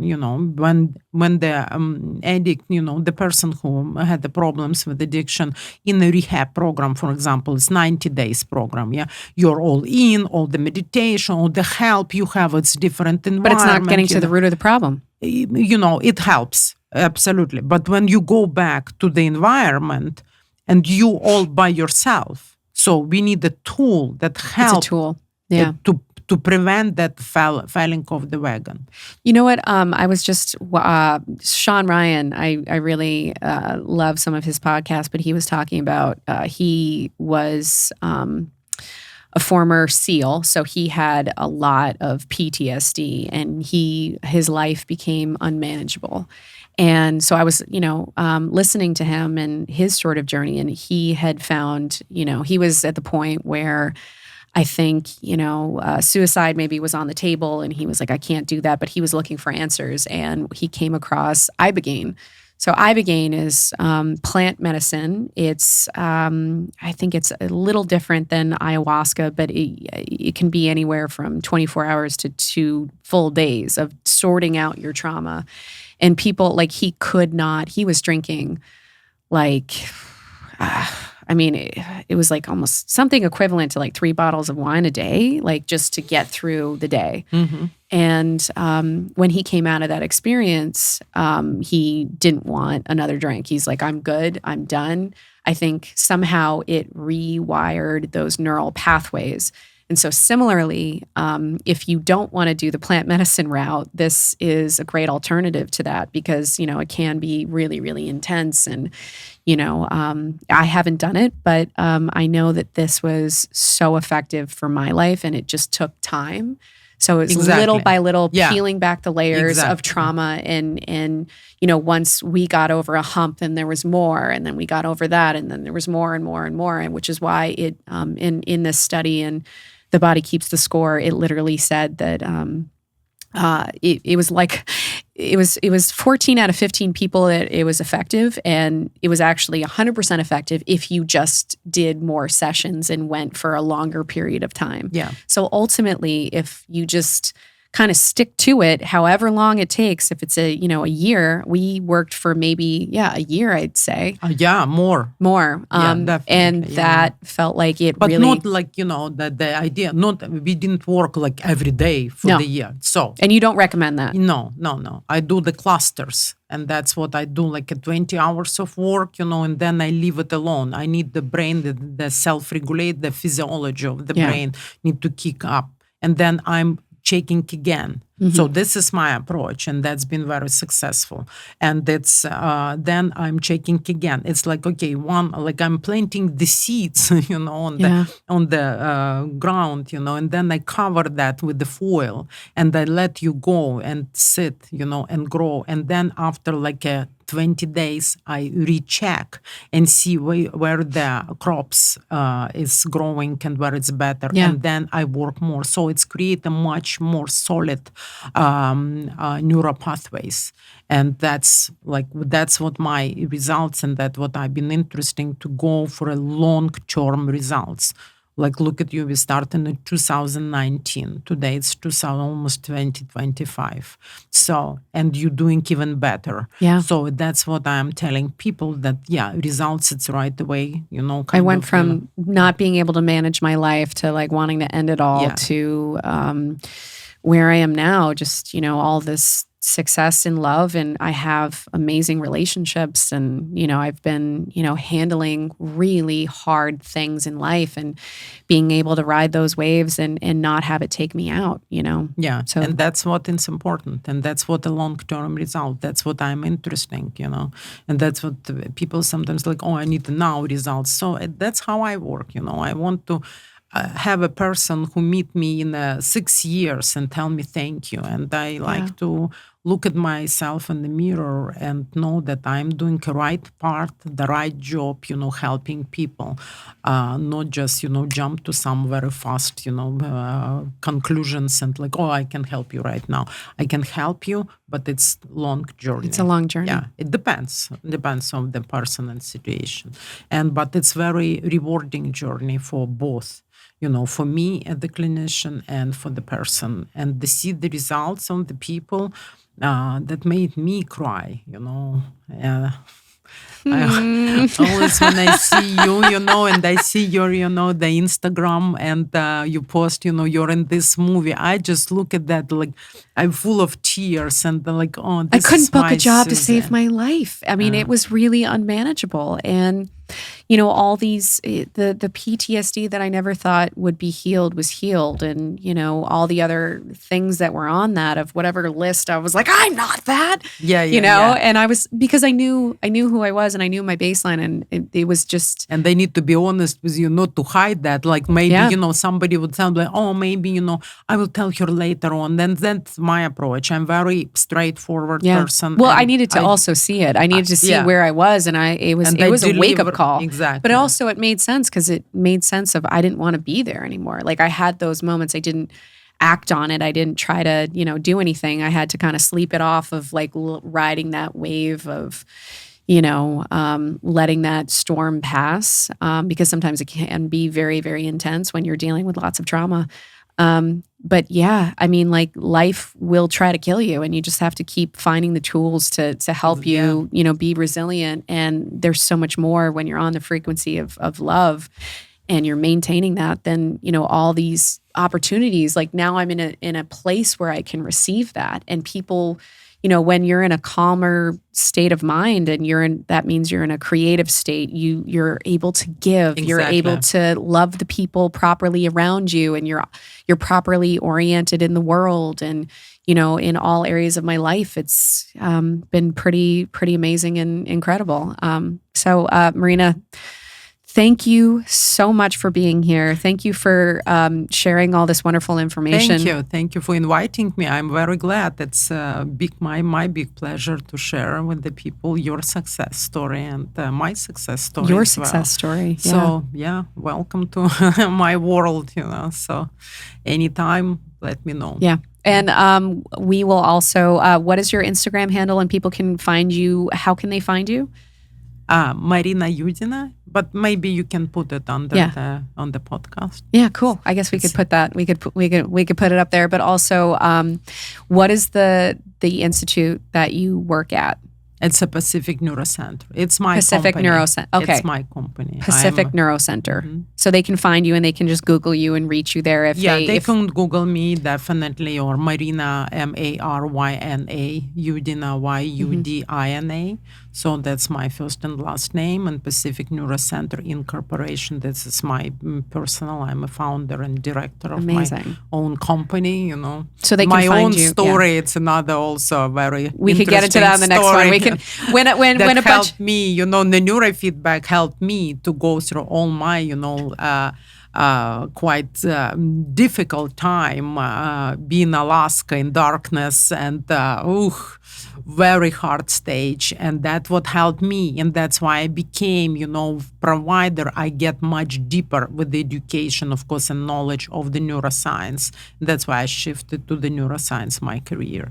So I help myself and I help the world, and that's awesome. That makes sense. It works. Yeah. So you helped yourself, understanding the brain and healing healing your own trauma. And then you brought that information and knowledge outward, and then you started helping everyone else. And then I was sharing that information, being like, I'm telling you, if you have this issue, you have to go to her. Just trust me. Just trust me. She'll change your life. And thankfully, some of my friends did, and it's been really, really helpful. Okay, I'm sure you're going to have lots of new clients. So thank you so much. This has been a joy. Thank you, guys. Thank you. Hi, guys. If you liked this incredible, mind-blowing episode, please comment, like, and subscribe so we can get on that algorithm and you can see more of our latest episodes. And I would love to hear your comments. So please put your thoughts in, because I would love to hear what you guys think. A whole nother level.